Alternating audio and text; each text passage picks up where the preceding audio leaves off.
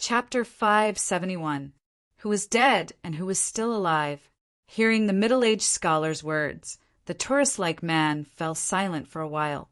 He gazed at the distant mountains to calm his heart, gazed at the sea of clouds to feel the vicissitudes of life, and indifferently said, "Neither Sir nor His Majesty are people like him. So, logically speaking, you should not have appeared here." The middle-aged scholar did not directly answer his question, saying, "Seeing you appear, we are finally convinced that this is not a trap." The man asked, "What do you mean?" The middle-aged scholar replied, "If this was a trap set by you, we really might have run into some trouble today, at least much more trouble than we have now." The man replied, "Not necessarily.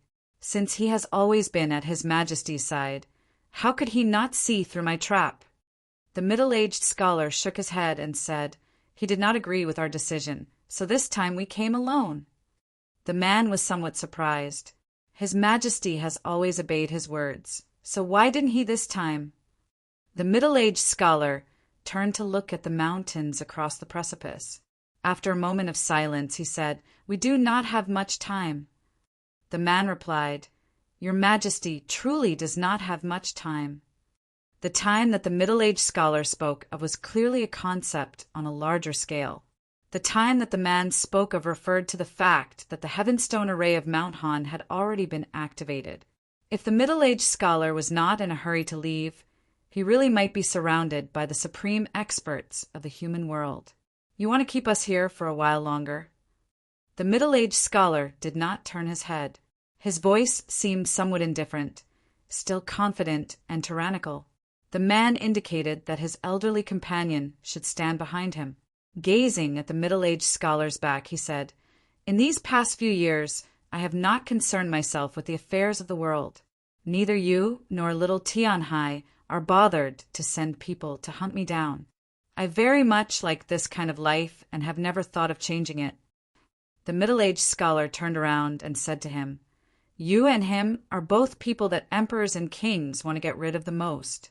You are able to live until today because you are smart enough. Of course, you are also strong enough.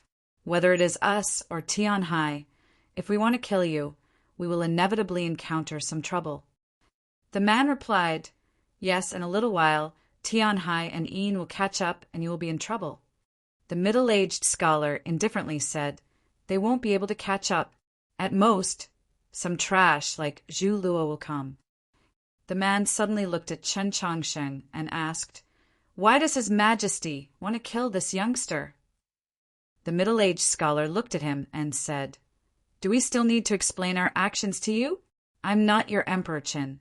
The man smiled and said, "In the past, I was used to asking His Majesty for a reason. Today, I am used to asking His Majesty for a reason. Please don't take offense." In this sentence and this conversation, the word His Majesty appeared many times, but it did not refer to just one Majesty. The middle-aged scholar mocked, "No wonder your family's Emperor Chen has never liked you." The man said, "It's all in the past. Why mention it again? Your Majesty, you really don't have much time left."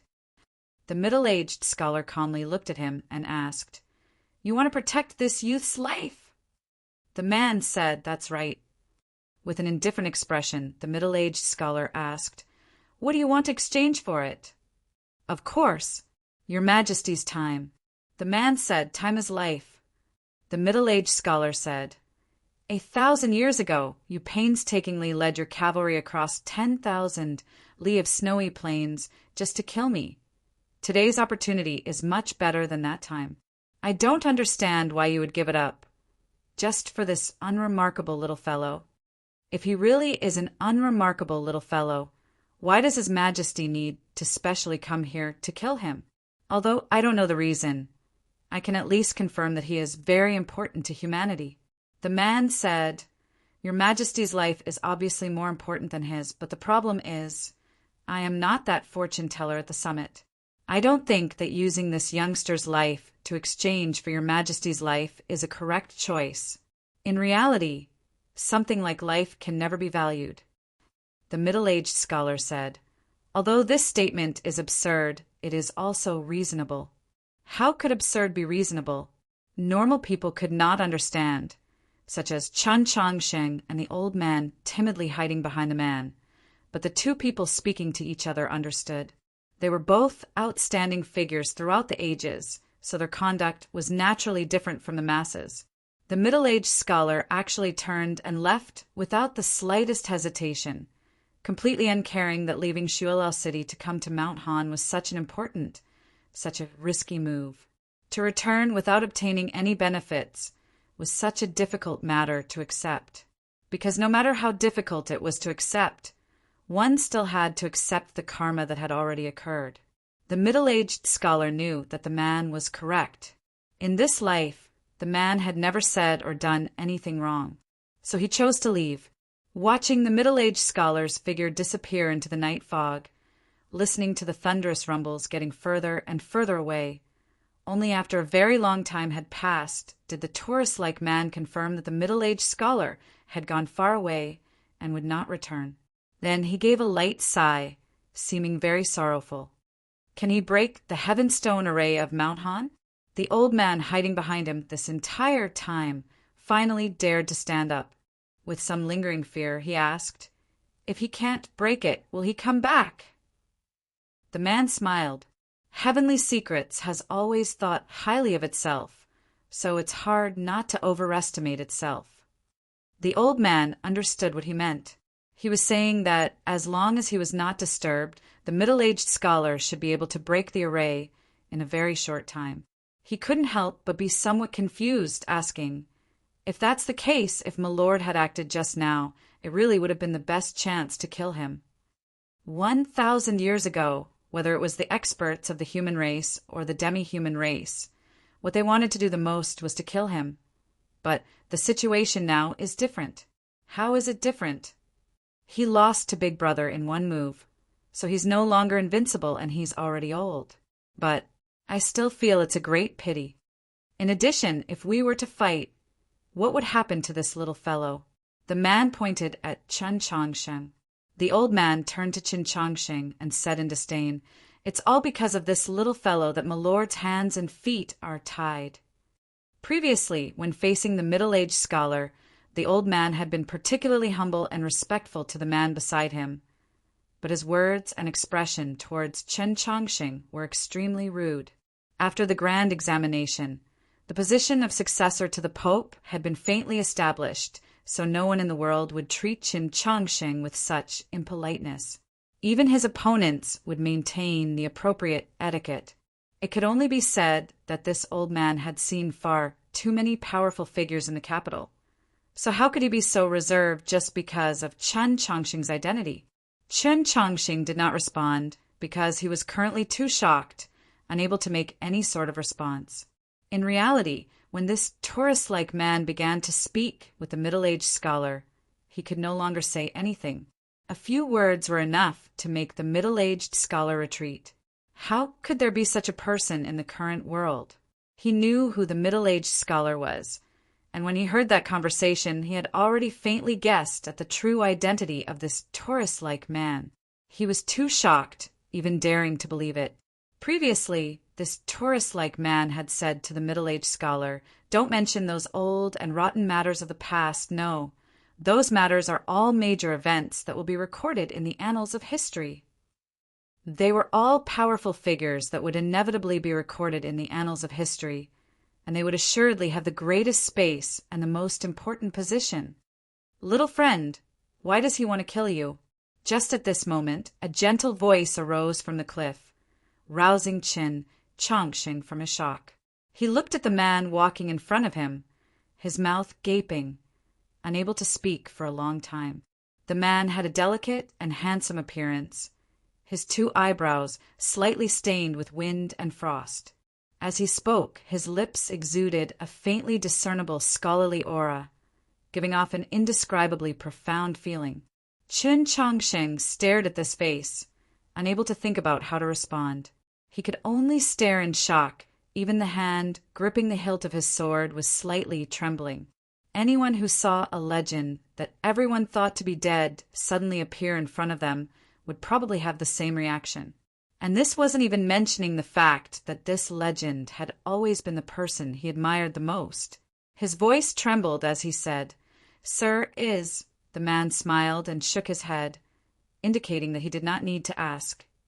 "You can't say it, or else will suffer the wrath of the heavens." The old man stopped him from the side, his expression very serious, not like he was joking.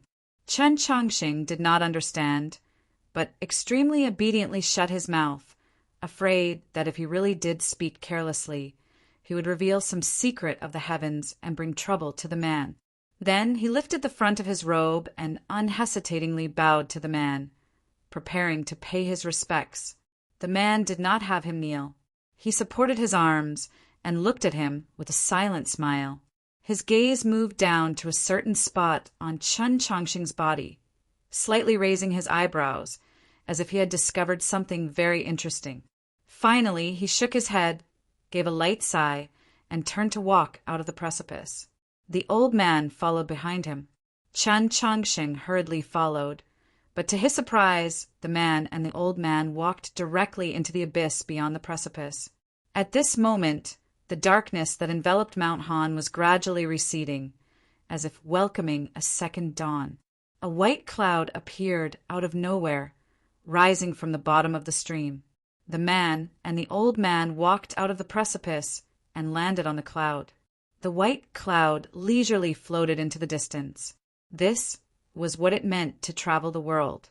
The mountain wind was slightly chilly and the day reappeared. Presumably, the middle-aged scholar had already broken through the heavenstone array of Mount Han and returned to the north. Chen Chongqing did not feel the joy of surviving calamity, nor did he even think about this matter. He only stood at the edge of the precipice, staring in a daze at the direction in which the white cloud had disappeared. Previously, when he awoke from his stupor, he originally had many things he wanted to say to the Taurus-like man, but alas, he did not have the time.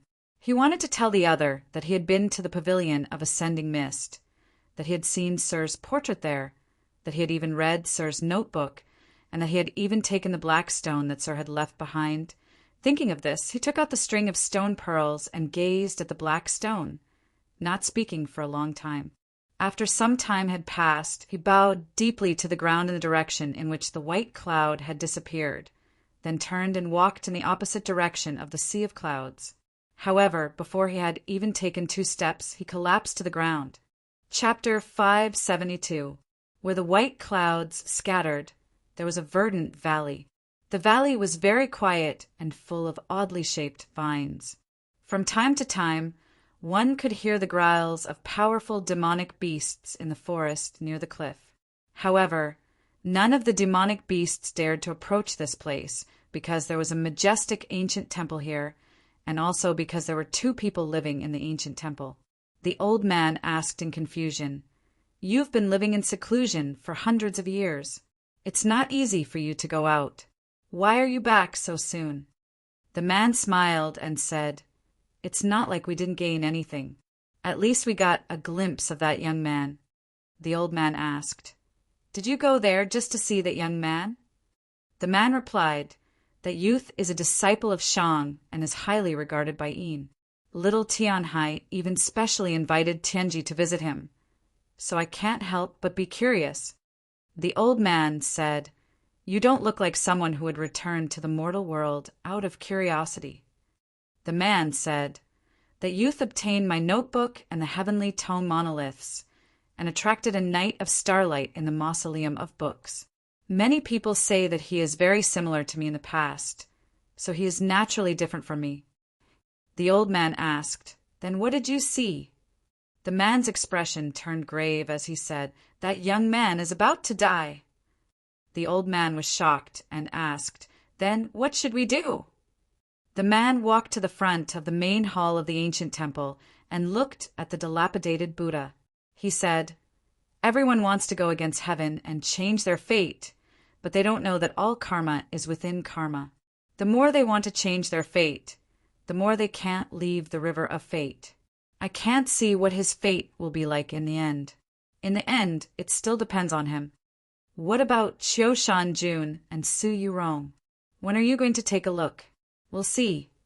The man looked at the sky outside the temple and said, "It's going to rain. Let's finish today's painting quickly." The exterior of this ancient temple was extremely dilapidated. It was unknown how many years it had been abandoned. The Buddha statues in the halls of the temple were the same. However, the inheritance of the Buddhist sect had long been lost on the mainland, and ordinary people had never heard of it. So this scene was quite normal. In fact, the fact that this ancient temple could still exist until now was something that no one could understand. However, the murals on the stone walls of the ancient temple were very complete. Some of them even looked very new. It was obvious that they had been added in recent years. Those murals were extremely beautiful. It could even be said that it was impossible to find such an outstanding painter in the world today. If Chen Changsheng were to look at these murals, he would definitely be reminded of the portraits in the pavilion of Ascending Mist. The old man stood on the wooden frame, holding a paintbrush against the wall in preparation for work. In the end, he could not help but say, "I really should have tried it just now." The man was sitting on a broken bell in front of the hall, slowly drinking from a pot of spring water. Hearing this, he smiled and said, "I can't beat him." The elder put down the brush in his hand and looked out of the hall. Last year, Su Li was outside Xuelao City. The man didn't answer the question and just stared into the distance. The old man sighed in his heart and stopped asking questions. At the time, the demon lord was in Xuelao City, and Black Robe was outside, so how could he do anything? How could he do it? On the shore of the Red River, at the top of White Emperor City, the cloud slowly descended and then vanished. Whether it was ominous or auspicious was hard to say. On the dew platform, the Tianhai Divine Empress no longer looked north, turning and walking down the platform. In the depths of the Li Palace, the Pope gazed pensively at the green leaf. Neither his posture nor his expression had changed. The darkness enveloping Mount Han slowly tore apart and then drifted into the distance. The world returned to daytime. By the lake at the summit, the elder of heavenly secrets lightly wiped the blood from the corner of his lips and gazed north into the depths of the snowy plains. A hint of turbidity appeared in his ancient eyes, making it somewhat difficult to see what lay ahead. A scholar appeared at the southern foothills of Mount Han. The red flower tied to his pinky finger was stained with the dust of several thousand li, no longer as bright as before. A man wearing a bamboo hat appeared in the small town outside the memorial arch of Mount Han. His cheeks, rusted by the sea breeze, were brimming with solemnity. They had come too late. The middle-aged scholar had already left Mount Han, but they did not leave.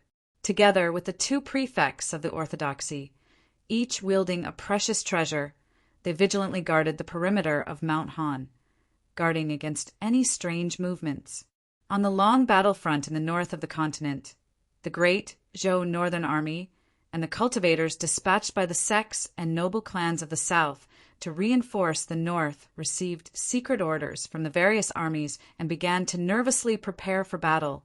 The demi-human army began to move along the Red River, advancing to the snowy plains to the northwest. On the way, they slaughtered a small demon tribe. Yet neither the divine generals of the great Zhou imperial court that had issued the order to mobilize troops, nor the leaders of the sects and noble clans of the south knew why all this was happening. The army headquarters and caves were filled with the sounds of discussion. The atmosphere became abnormally tense, making everyone feel extremely uneasy. As for the common people of the small village outside Mount Han and the people of the capital, they knew even less about these matters. They cooked, worked, and lived as usual. They had no idea that on this seemingly normal summer day, after 1,000 years, the war between the humans, demi-humans, and demons had almost erupted once more. All this was because the demon lord had left Xuelao City. He went to Mount Han, and then he left Mount Han. Very few people knew that the demon lord had returned to the Central Plains, and even fewer people knew that when the demon lord left Mount Han and returned to Xuelao City, he had encountered a person in the snowy plains. Even after a very long time, This meeting would not be known by the common people, yet it was the most important meeting in this entire affair. They had never met, but they had not met by chance. That person had been waiting in the snowy plains for the demon lord for a very long time. Wind and snow filled the sky. That person's entire body was white, from his hair to his clothes, from his eyebrows to his lips. Everything was white. It was not a white painted by snow. This white was even whiter than snow, so white that it was terrifying, so white that it was terrifying. From 1,000 years ago to now, there were not many people that could calculate the demon lord's return path, wait for him on the road, and even dare to wait for him here. To be more precise, that person was not a person, but a great demon of world-shaking cultivation, the White Emperor of the West. 1,000 years ago, the demons had moved south and the continent was thrown into turmoil. Experts emerged in large numbers and left behind countless battles that would go down in history.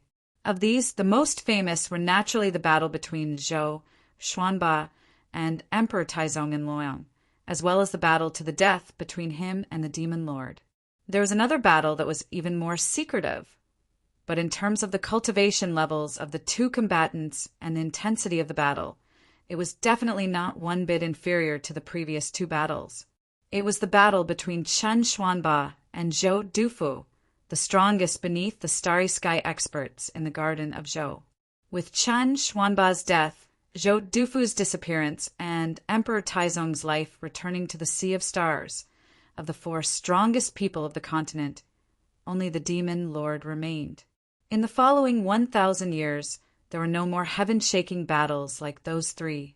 There had not even been a battle that approached that level, until today when they met in the snowy plains. Since they had met, they naturally had to fight. I need to prepare for my journey back to the Qing Kingdom. It will probably take around 7 days on the road. I need to prepare a draft, and am currently working on it. I wish everyone a happy weekend. See you tomorrow. Chapter 573. The Demon Lord Against the White Emperor.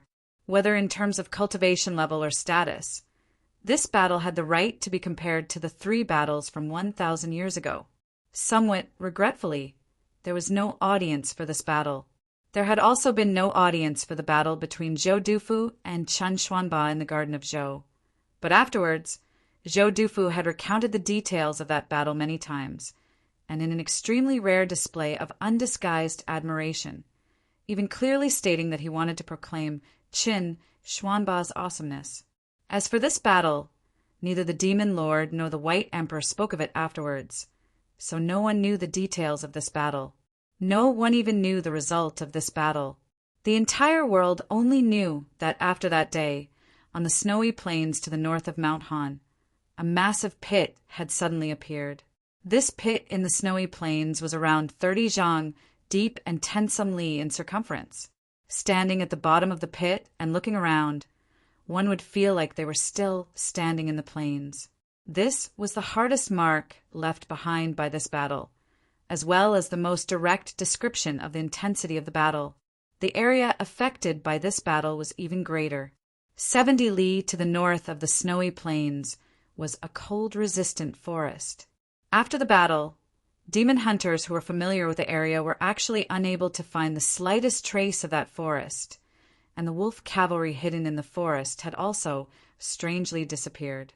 Even the world 70 li away had been destroyed, let alone the snowy plains at the center of the battlefield. There were no traces of life at the bottom of the pit, only rocks that had once been incomparably hard but now been pulverized. There were also no corpses. The snow foxes and even smaller creatures that might have once lived here had already vanished without a trace. Only a few bloodstains could be seen in the depths of the gravel. Even more frightening was that the bottom of the pit was still warm from the battle, scalding to an unimaginable degree. Wisps of smoke rose from it, as if a star had once fallen here. Such a scalding pit naturally could not accumulate snowflakes. When the snowflakes fell, they melted into water, gradually forming a thin stream, then a stream, then a lake. As the wind and snow continued to blow, the water level continued to rise. This continued for many years. Thus, on the snowy plains to the north of Mount Han, a blue lake that never froze all year round appeared, just like the Heaven Lake at the summit of Mount Han. Of course, this was a matter for many years to come. As for back then, no one knew that a pit had suddenly appeared in the snowy plains to the north of Mount Han, and that in a few years it would become a lake. And no one knew that a battle had taken place here. So naturally no one knew the result of this battle. There were only 3 spectators for this battle. After the battle ended, 2 of them walked out of the snowstorm. The one walking in front was a middle-aged Taoist who looked very ordinary. The one walking at the back was a young man who was not ordinary at all. He was lame and had a crutch under his armpit. His black hair hung in front of his eyes, covering half of his face. They were precisely Taoist Ji and Yurin, who had disappeared from Xining village after no one had found them. The White Emperor looked at Taoist Ji and slowly nodded. Taoist Ji leaned forward slightly, returning the greeting. The White Emperor glanced at Yurin, then turned and vanished into the snowstorm. Taoist Ji gazed northward and calmly gazed for a while. Then he brought Yurin and disappeared into the snowstorm in another direction. From start to finish, no one spoke. In the snowy plains of the north, hundreds of miles away, Black Robe put away the somewhat tattered metal plate and looked south. The snowy wind whistled and lifted a corner of his hood, revealing the lower half of his face. There was no expression on his face. Coupled with his pale green skin, he looked exceptionally demonic and terrifying. Yet, even if one could only see a very small part of his face, only his lower jaw and mouth, it still made one feel that he was very beautiful. To make such a demonic face feel beautiful. Just how beautiful was the face itself. Not long after Taoist Ji and Yurin disappeared into the snowstorm, he pulled on his hood and turned to walk north.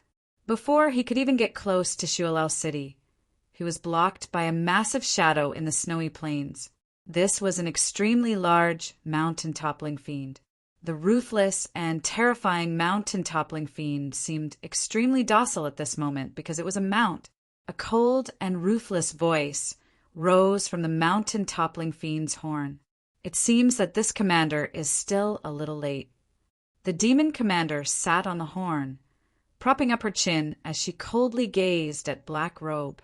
Her armor was covered in golden lines and green rust, looking extremely dazzling. Her voice was abnormally cold and coarse, grating like metal scraping against each other. Black Robe paid no attention to this second-ranked demon expert. With his head lowered, he silently prepared to walk past. The demon commander's voice grew angry as she shrilly yelled, "As a military advisor, you actually failed to dissuade His Majesty. Just what crime do you deserve?" Black Robe's voice was very indifferent and tasteless. "His Majesty has safely returned, so why should we worry ourselves?" The demon commander was even more enraged, loudly rebuking. "His Majesty is heavily injured, and you dare say that I am worrying over nothing." Hearing this, Black Robe finally stopped. Raising her head to the mountainous, mountain-toppling fiend, she coldly said, "You dare test His Majesty's injuries for me? If His Majesty learns of this, you will die a very ugly death." The demon commander coldly snorted. "Do you think that His Majesty will still trust you like before?"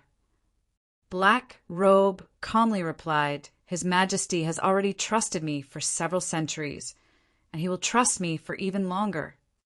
The demon commander shrilly said, "If His Majesty really is heavily injured, just who do you think can protect your life?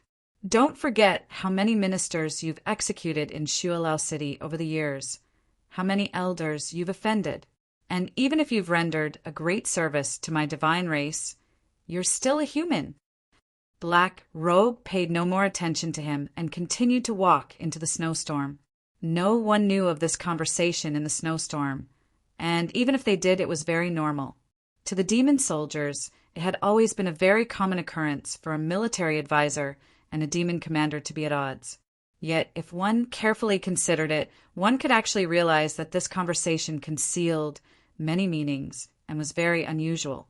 After 1,000 years, the demon lord had reappeared in the mortal world. The continent was in turmoil, and the atmosphere was extremely tense, and Mount Han, as the source of all this, was even more so. The Heavenstone array had been forcefully broken open by the demon lord. The several thousand Heavenstones returned to their places. The empty spaces in the meadows, cliffs, and lakes were filled once more. The injured were carried to the summit for treatment. The dead were sent back to their hometowns, and the collapsed mountain paths and cliffs began to be repaired. However, the already changed atmosphere could not return to its former tranquility. The stewards of the Pavilion of Heavenly Secrets and the cultivators participating in the Boiling Stone Summit all had very nervous expressions. Even now, not many people knew what had happened in the last few days, or why the supreme experts of the human world had all rushed to Mount Han. The truth was still shrouded in a dense fog, but everyone could sense that something major had happened because of the heavy security and also because of the oppressive atmosphere coming from the small buildings by the lake. Ling Haijiwang and Mao Chiu, who had initially been refused entry outside Mount Han by the Pavilion of Heavenly Secrets, now appeared on the summit. They stood outside a small building, their complexions abnormally ugly. There were 10-some small buildings by the lake, arranged for the cultivators participating in the Boiling Stone Summit to live in. This small building had the best position, facing the lake and backed by the mountain. It was exceptionally quiet, and the view from it was also the best.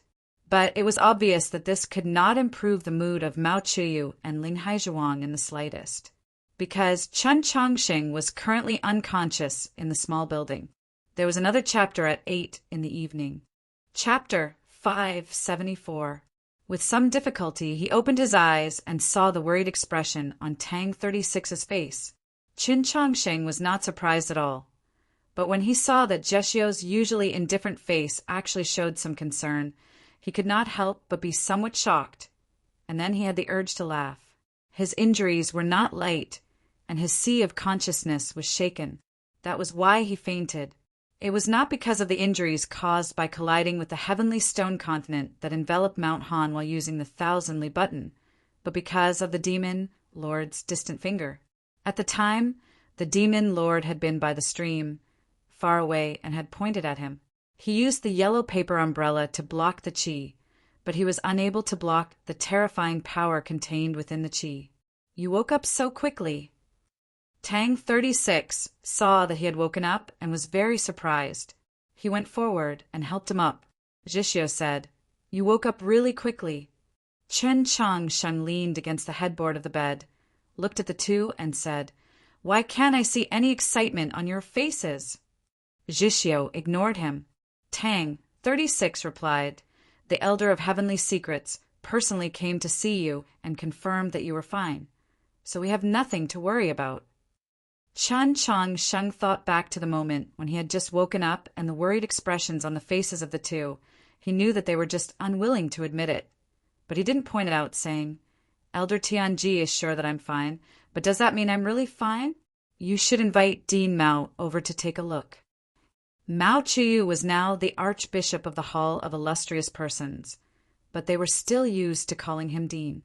Tang 36 said, "Elder Tianji can calculate the stars above and the rivers below. He has never been wrong. If he says you are fine, then naturally you are fine." Qin Chongsheng was silent for a while and said, "Then did he calculate these things that we encountered?" Following these words, the room became abnormally quiet. Only the faint sound of communication could be heard from afar. They were quiet and silent because they all sensed that the events that took place after entering Mount Han had a strong smell of conspiracy. Even more importantly, it was because they thought of that middle-aged scholar. The image of the middle-aged scholar standing by the stream and looking at the persimmons on the branches had left a deep impression on them. They knew that it would be difficult for them to forget that scene for the rest of their lives.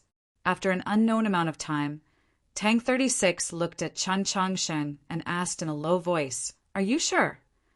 "It's him?" Qin Changsheng didn't say anything and slowly nodded.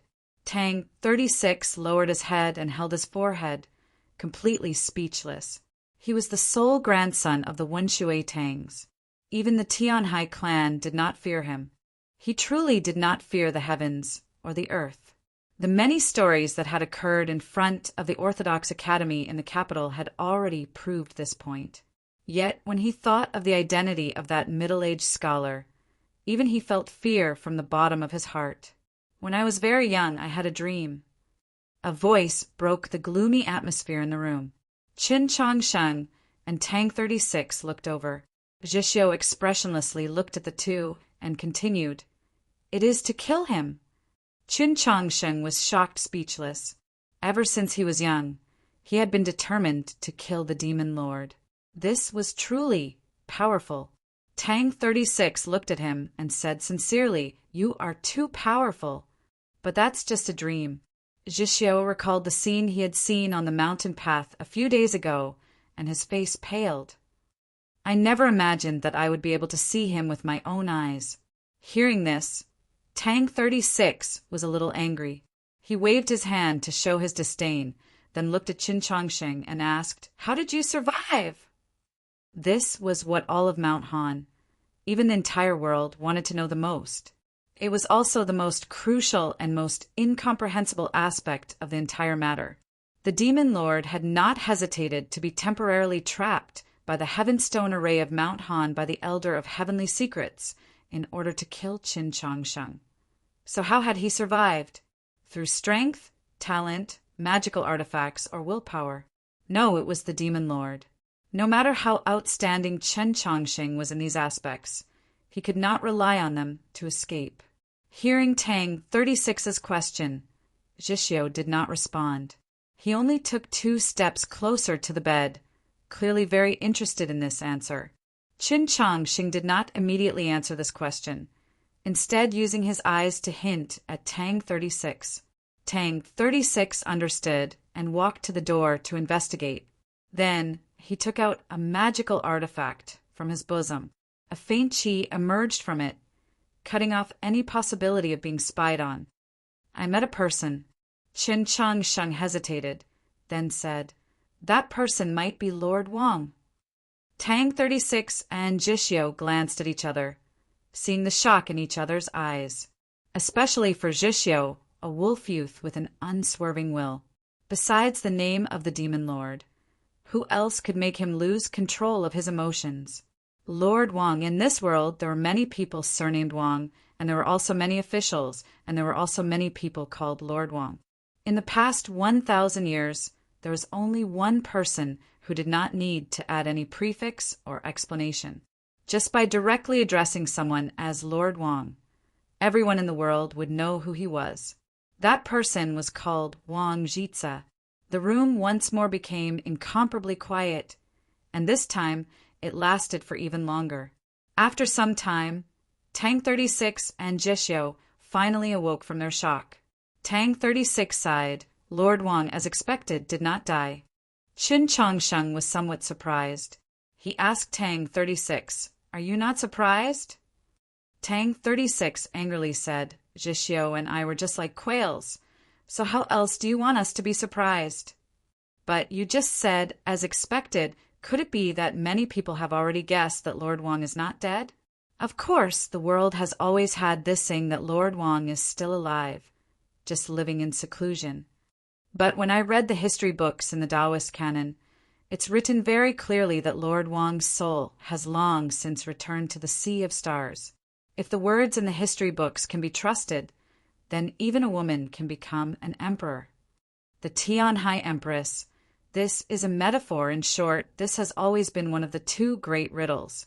Many people have always guessed this. 2 great riddles? Qin Changsheng asked in confusion. Tang 36 explained, "It's the final outcome of Zhou Dufu and Lord Wang."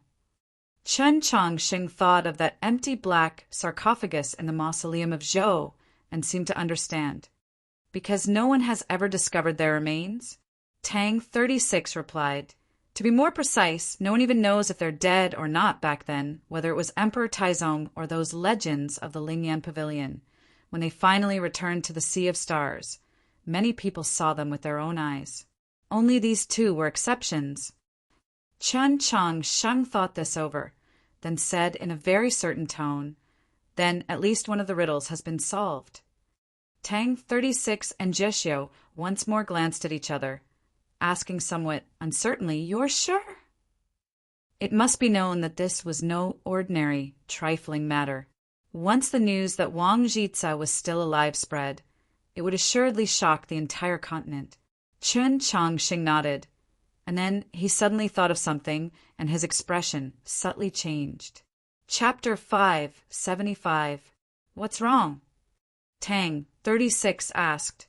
In front of the precipice, when Chen Changsheng wanted to confirm whether or not that Taurus-like man was the legendary Wang Jitsa, the other had silently smiled and only shook his head. However, the old man with him had very seriously said that this was a secret of the heavens that could not be revealed, or else he would suffer the wrath of the heavens. This matter, it seems like I shouldn't say it.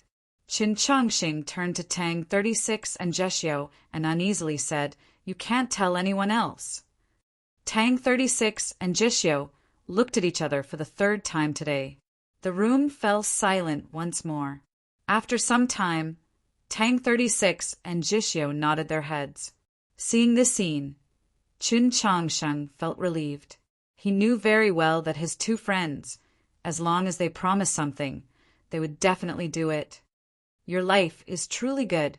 Tang 36 looked at Qin Changsheng and said. His tone was very emotional, and one could even feel a hint of envy. Money could make the gods move. There were very few things in this world that Tang 36 couldn't do, so he rarely envied others. However, Qin Changsheng's luck was enough to make him envious. The legendary Wang Jitsa was actually still alive, and when he reappeared in the world, Qin Changsheng saw him, and it just so happened to be when he was being pursued by the demon lord. At that moment, besides someone like Wang Jitsa, who should have never appeared, who could save him? After coming to the capital from Xining, Chen Changxing had heard far too many evaluations of his good fate. He naturally knew that his fate was not good, but after being praised so many times, he couldn't help but think that perhaps the fortune he had encountered was the starry sky's compensation for his fate. Tang 36 asked in confusion, "Since Lord Wang is still alive, why hasn't he appeared in all these years?" Jeshio expressionlessly asked, "Why would he appear?" Tang 36 answered, "Whether it's to resist the demons or to strengthen my great Zhou." At this point he stopped because he understood the meaning of Jeshio's words. No one knew what had happened to Wang Jitsa before he disappeared, but the entire continent knew that Emperor Taizong had never liked him, and if he really did appear, how would the great Zhou imperial court treat him? As for resisting the demons, Wang Jitsa had already done too much. The entire human world had no right to demand more from him. How many days was I out? Only now did he remember to ask this question. Tang 36 was still immersed in the shock that Wang Jitsa was still alive and ignored him. Jishio extended 5 fingers like a palm.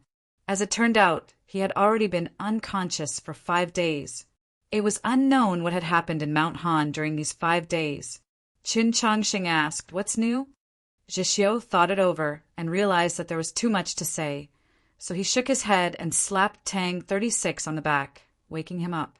Tang 36 spoke of the tense situation in the continent and the tense atmosphere in Mount Han. Then, will the Boiling Stone Summit continue? Based on Mao Qiuyu and Ling Haijiwang's attitude, if you had remained unconscious, they would have brought you back to the capital, and the convention would naturally have ended. But now you're awake. The participants of the Boiling Stone Summit have all arrived? Did you encounter any danger? Tang 36 looked at him meaningfully and said, "Everyone who should be here is here. It's fine." Upon hearing the news that Chen Changxing had awoken, Mao Qiuyu and Ling Haijiwang entered the house to inquire. After confirming that there were no major problems with his body, they withdrew their proposal to return to the capital. Important figures from the Pavilion of Heavenly Secrets also came to visit. Their attitudes were very respectful, even overly humble, and they even said that in a few days the Elder of Heavenly Secrets would personally take care of him, and so on. Chen Chongsheng was somewhat confused, thinking, even if I'm the successor to the Pope, there's no need for the Pavilion of Heavenly Secrets to be so careful, let alone the fact that the Elder of Heavenly Secrets is the leader of the storms of the 8 directions. What sort of status does he have? And then he thought about how in a few days could the Elder of Heavenly Secrets have suffered significant injuries when the demon lord broke out of the array? As he thought about these questions and even more, time gradually passed, and soon it was late at night. The people both inside and outside the house were already asleep. The Orthodoxy cavalry and the experts of the Pavilion of Heavenly Secrets were vigilantly patrolling nearby. It was quiet all around, and one could clearly hear the lapping of the lake water against the rocks. After waking up, Chen Chongqing asked Tang 36 if everyone participating in the Boiling Stone Summit had arrived and if they had encountered any danger. Tang 36 replied that everyone that should have arrived had arrived. There seemed to be a deeper meaning in his words, but it was because only he knew who Chen Chongqing truly wanted to ask about. When everyone on the summit was asleep, the person that should have arrived had finally arrived. The window was pushed open, allowing the faint and warm lake wind to drift in. At the same time, a graceful figure drifted in, accompanied by the lake wind. This figure drifted directly to his bed. Sitting down, she softly asked, "How are you?" Chen Chongqing looked at her limpid eyes and saw the concern in her eyes. He suddenly realized that being injured wasn't something hard to accept. "I'm fine, really." The person who had come was naturally Su Yurong. Even though Chen Chongqing said that he was fine, she still did not relax. Closing her eyes, she raised her right hand and aimed it at the space between his eyebrows. A pure and holy light descended and entered Chen Chongqing's body. There were very few people in the world that could use the sacred light technique to such a level, other than the Pope and the 3 cardinals of the 13 divisions of Radiant Green. She was probably the strongest. Chen Chongqing only felt a cool breeze caress his face and then enter his body. The true essence in his meridians joyfully flowed like a spring stream, his injuries gradually healing. "Thank you." Just who was that person? The previous Holy Maiden of the South had floated away with Su Li. Now that South Stream Temple was being led by a young girl like Su Yurong. There was some information that could not be known too accurately. "It should have been the Demon Lord," Chen Chongqing replied. The room was very quiet. After a very long time, Su Yurong patted the back of his hand and said, "It's fine as long as you're fine." It was obvious that she had never done anything to comfort anyone before, so both her clapping and her tone of voice seemed rather stiff or clumsy. She did not ask how Chen Chongqing had survived, but Chen Chongqing did not intend to hide it from her, even though he had told Tang 36 and Jishio during the day that this matter could not be mentioned. "I might have encountered Lord Wang Jitsa." Upon hearing these words, Su Yurong was truly shocked.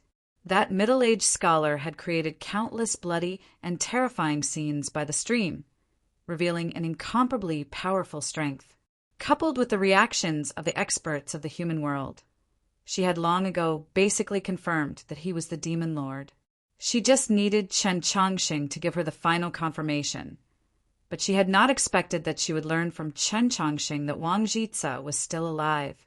To her, this was even more shocking than the reappearance of the Demon Lord. Wang Jitsa had a very special status in the history of the human world. Back then, when the allied armies of humans and demi-humans fought against the demon cavalry, Emperor Taizong was the commander-in-chief, the leader, while Wang Jitsa was the deputy commander. He personally led the allied armies tens of thousands of li into the snowy plains, pressing straight for Shualao City. In terms of merit, he was not one whit inferior to Emperor Taizong, and could even be said to be the greatest merit. If not for the coup of the 100 Herb Garden and some other complicated reasons that made Emperor Taizong deeply dislike and fear him, he would definitely have the right to be ranked first in the Lingyan Pavilion. Although this news was very shocking, Su Yurong still very quickly came to her senses and asked, "Why did the Demon Lord want to kill you?" In Tang 36 and Jessio's view, how Chen Chongqing had survived the Demon Lord's attack was the most important matter, and they believed that everyone was most concerned about this question. Su Yurong did not think this way. She was much calmer and more clear-headed, so she directly asked about the true crux of the matter. See you tonight. Chapter 576. After losing to Zhou Dufu, the Demon Lord was heavily injured and spent 1,000 years recuperating in Shuilao City. Just what did he want to do by suddenly coming to Mount Han? Just what matter was worth the Demon Lord taking such a massive risk? What did Chen Chongqing have on his body? Or what did his existence signify? This was a matter that the Elder of Heavenly Secrets could not calculate, and Su Yurong could not use the fated star plate to calculate, but she could directly ask. She dared to ask, so Chen Chongqing dared to answer, even though this was his greatest secret. He had no secrets from her, let alone a secret that he had already confessed to her long ago in the mausoleum of Zhou. To be more precise, a part of his secret was currently in her body. Chen Chongqing pointed at his own body. He did not make a sound, only used his mouth to form a word: blood. Su Yurong understood. Coupled with the records of the Demon Lord's injuries in South Stream Temple, she completely understood the origins of this matter. "Nank?" she also silently asked. Chen Chongqing nodded his head. Su Yurong looked at him, her eyes filled with worry. Now that the Demon Lord knew Chen Chongqing's secret, this also meant that he could move against Chen Chongqing at any time. This was the most terrifying expert of the continent, to be coldly watched by such an expert at all times. What sort of heavy shadow was this? To live under this shadow, what sort of pressure would one have to endure? Su Yurong's Tao heart was brightly lit, but even she found it impossible to imagine how she would respond if she were to face this problem. She was very worried about Chen Chongqing. Even if he did not leave the capital in the future and the orthodoxy protected him, if his mind was restrained, it would still be extremely disadvantageous to his cultivation. Chen Chongqing himself was not worried about this problem, because he had already lived under the shadow for many years. What he was more worried about was whether the secret of his body would be known by even more people. He had never forgotten the words that Senior Yuren had said that night. No one could endure this sort of temptation. Su Yurong replied no. Chen Chongqing thought it over and agreed with her view. The Demon Lord would probably hide this secret. This was like a treasure submerged in a lake. Those who knew of this news would definitely not spread it to the world, but would slowly and stealthily fish it out. Have you ever thought that the Demon Lord's appearance in Mount Han was a scheme? Su Yurong seemed to have thought of something. She looked into his eyes and spoke very seriously. Chen Chongqing, Tang 36, and Jishio had speculated about this, but they could not think of any reason, so they shook their heads. Su Yurong looked into his eyes and said, "Where is Dean Shang? What did he want to do? What does His Holiness the Pope want to do?" Chen Chongqing didn't want to continue with this question and remained silent. Su Yurong also fell silent. After some time, she suddenly said, "Tell this matter to the Empress." Chen Chongqing looked at her eyes and didn't say anything. Su Yurong calmly stared back at him, showing no intention of yielding. If this is His Holiness the Pope and Principal Shang's scheme, then only the Empress can break it. Chen Chongqing replied without hesitation, "I trust His Holiness the Pope." Su Yurong asked, "Then what about Principal Shang?" Chen Chongqing didn't respond. He got up and poured himself a cup of tea. Su Yurong gazed at his back, a hint of pity flashing through her eyes. Everyone believes that you are the successor to the orthodoxy and naturally stand against the Empress. But have you ever thought that if you look at it from a different angle, the scenery might be completely different? Chen Chongqing knew that she was not acting as a lobbyist for the Divine Empress. She was concerned about him, but he could not say anything. Just like the conversation he had with Tang 36 in the Orthodox Academy, every person had their own responsibility. He was a Jianglu. He had been picked up by his master, raised into a man, and educated into a talent. After coming to the capital, he had been cherished and nurtured by Archbishop Melisha and had been valued by the Pope. He had obtained far too many things from the orthodoxy, so he had to bear the corresponding responsibility. Moreover, I don't trust the Empress, he said very calmly, his back to Su Yurong as he held the teacup. Why? Su Yurong stood up and asked, Just because the Empress is a woman and not a man. Chen Chongqing looked at the teacup in his hand and said, No, it's because she is not a good person. The matter involved the throne of the great Zhou and the inheritance of the orthodoxy. They were talking about important figures who had been in the world for many years, but they were using male and female, good and bad, to talk about it. If other people heard this, they would definitely laugh at the young man and woman talking to each other for being childish, naive, and funny. But they were talking very seriously. Su Yurong knew that Chen Chongqing was this kind of person. She herself was also this kind of person. The room became quiet, and for a long time neither of them spoke. This was the first time since they met that they had formally discussed this issue. They had never talked about it before because of the word camp. To me, the Empress is like a mother. After some time had passed, Su Yurong's voice rang out once more. It was rather light, but it was very emotional. As for the relationship between the Tianhai Divine Empress and Su Yurong, many people, including Chen Chongqing, felt somewhat confused. Just how did this sort of love and trust come about? Only when the burning heaven sword in Su Li's letter soared into the sky and met the wooden sword Little Phoenix in the night sky of the capital did everyone know the true reason. The Divine Empress also possessed the bloodline of the heavenly phoenix. From this perspective, Su Yurong was her true successor, a successor even more important than her child. But she is not a good person. Chen Chongqing looked into Su Yurong's eyes and calmly, yet firmly said, So I will not trust her. Su Yurong softly asked, What is the standard for good and evil? Chen Chongqing replied, I don't want to argue with you, and the argument that great good is also evil is not something I can grasp. I only know that she has killed many innocent people. Several hundred years ago, when she began to take control of the country, the number of people that had died at the Tianhai Divine Empress's hand was uncountable. There was the Chun imperial clan, the orthodoxy's conservative faction, corrupt officials, and criminals who had committed all sorts of crimes.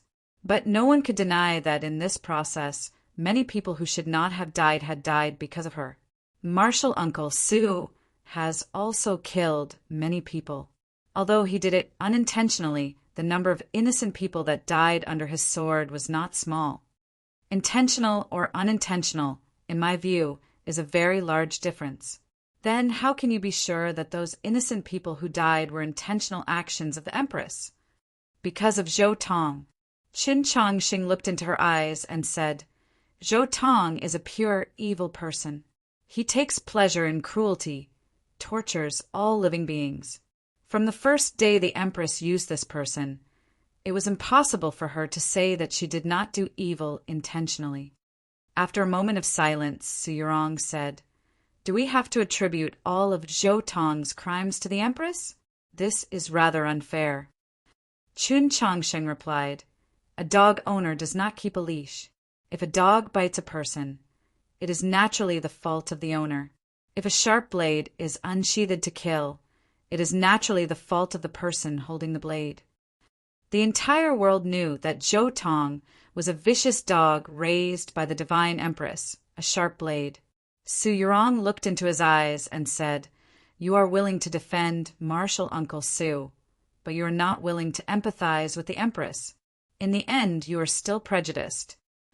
Chen Chongqing replied, I have never seen just how many people Senior Su Li killed in the Longevity Sect and Xunyang City. but the Empress and Zhou Tong's killings in the capital were all written in books, and I've read those books. I know that those words were all written in blood and are very dazzling." Once more silence, the two of them saying nothing for a very long time. Chapter 577. In the future, if something really does happen to the capital, what will you do? Su Yurong walked to the window and crossed her arms over her chest. As she gazed at the specks of stars in the lake, her voice became as light as water. Chun Chongxing replied, "I cultivate the Tao of following my heart. If the matter comes, my heart will naturally move." Su Yurong did not turn her head. After a moment of silence, she asked, "If the one who comes is me?" Chun Chongxing very seriously thought this over, but he realized that he could not imagine such a scene, no matter what conclusion he came to. He replied, "I don't know." The Pavilion of Heavenly Secrets had constructed these tensome, small buildings by the lake shore with great care, especially the one Chun Chongxing lived in. Opening the window, one could see the lake, and there was a wooden plank outside the window. If one walked down this plank, one could walk into the shallow waters by the lake shore. Under the starlight, several black fish were swimming in the shallow waters. Su Yurong walked down the plank, took off her shoes and socks on the lowest wooden platform, and walked into the clear and shallow waters. Those black fish were not afraid of people at all. Not only did they not flee in fright, they even surrounded her, slowly swimming around her bare, snow-white feet. It was a very beautiful sight. Chun Chongsheng gazed at her standing in the lake and felt that her back was rather lonely, and then he became somewhat confused.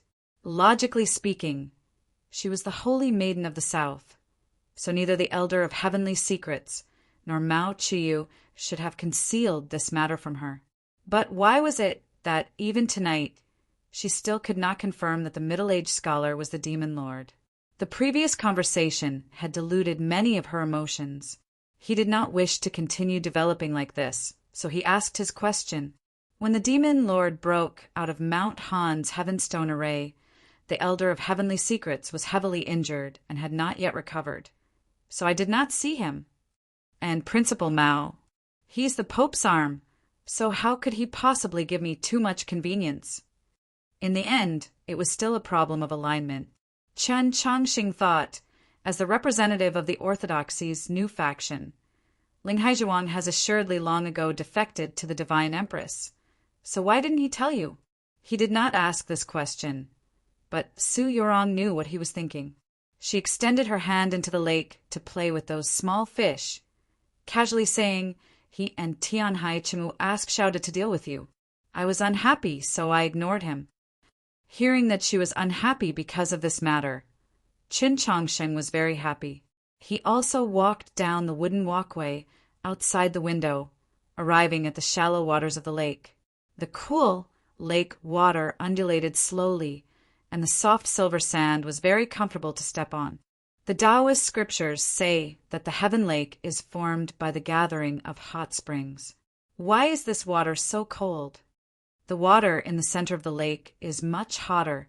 I heard that the water from the two hottest springs can cook an egg. It sounds interesting. Do you want to find a chance to give it a try? Just because you can cook eggs? Yes, it's very convenient. Do you know how to cook? Yes, didn't you eat in the Garden of Zhou?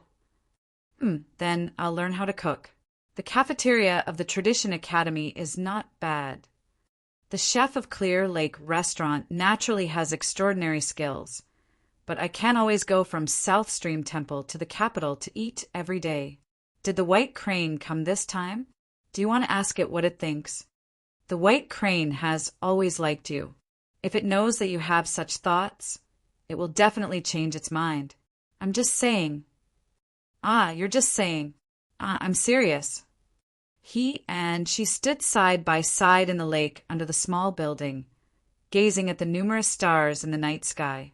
They casually chatted, and then gradually their voices fell silent.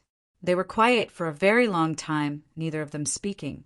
Unlike the silence in the room before, this silence was beautiful, because his shoulder was gently leaning against hers. Sometimes, when they parted slightly, they would immediately lean back against each other. It was hard to say who would go and who would have to go. After some time, probably because they were tired from standing, the two sat down on the lowest wooden platform. Su Yurong took out a small cloth bag from her sleeve and took something out of it. Chen Chongqing did not notice. He pointed at a pitch-black stone in the lake and asked, "Is that the Heaven Stone?"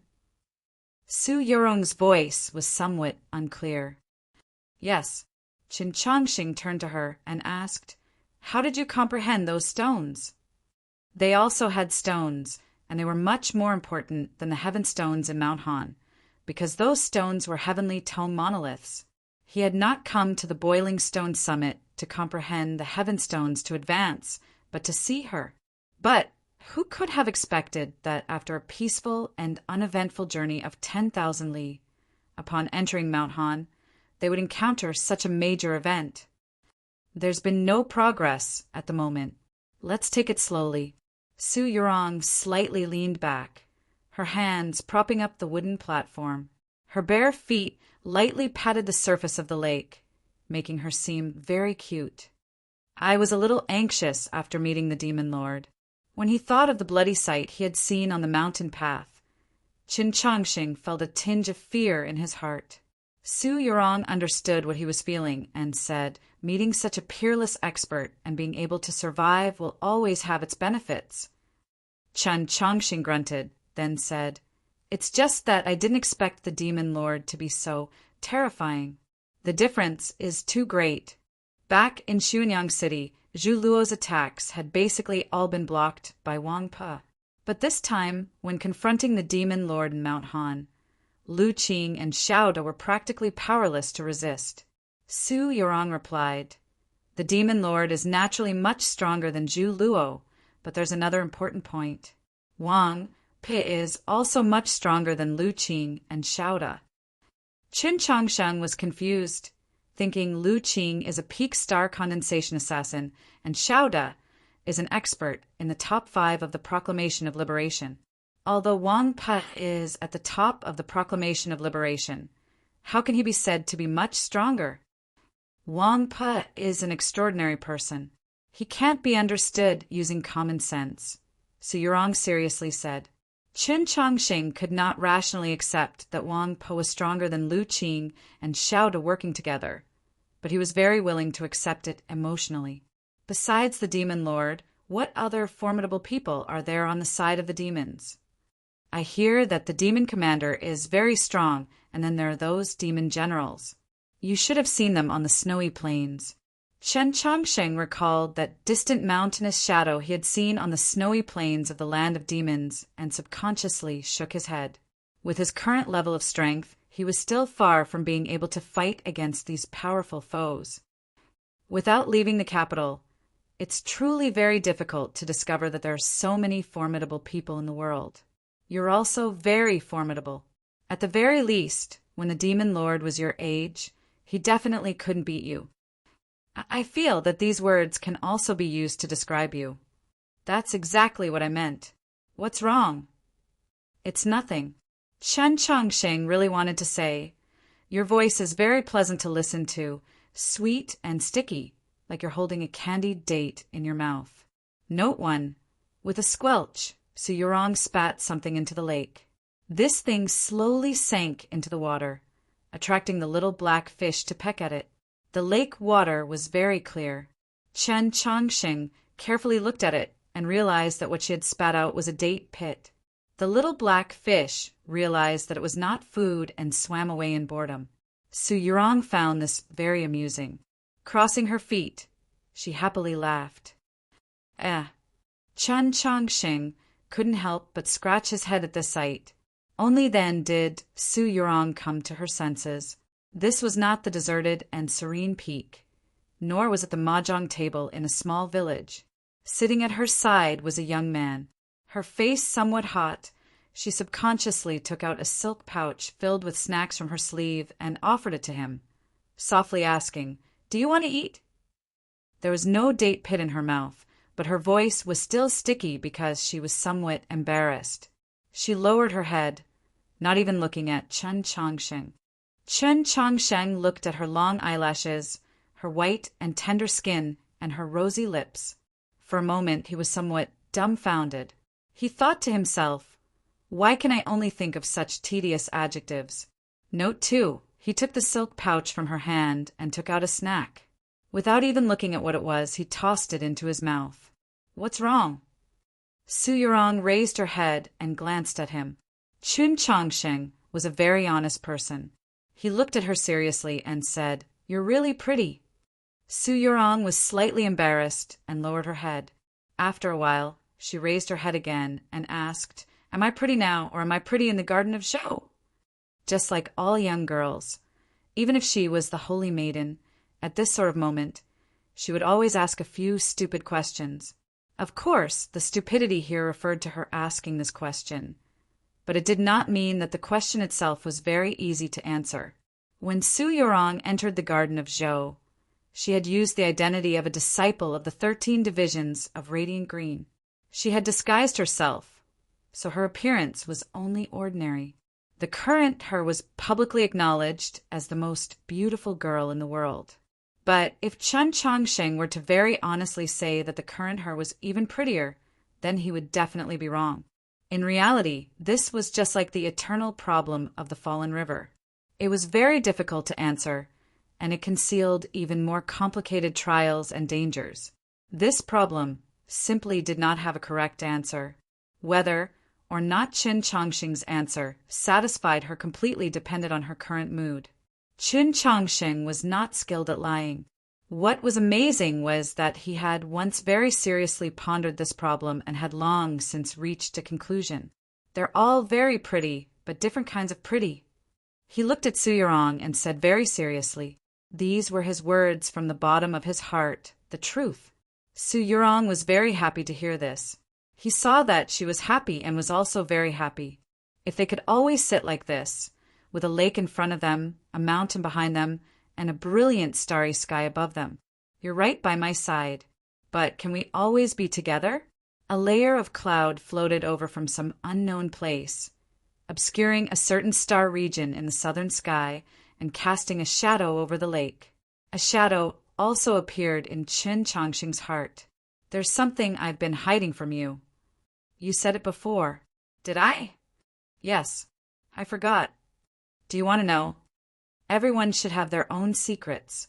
I also have mine, and I don't want you to know my secret, so... Oh, I suddenly realized that I really want to tell you that secret. Just because you want to know my secret?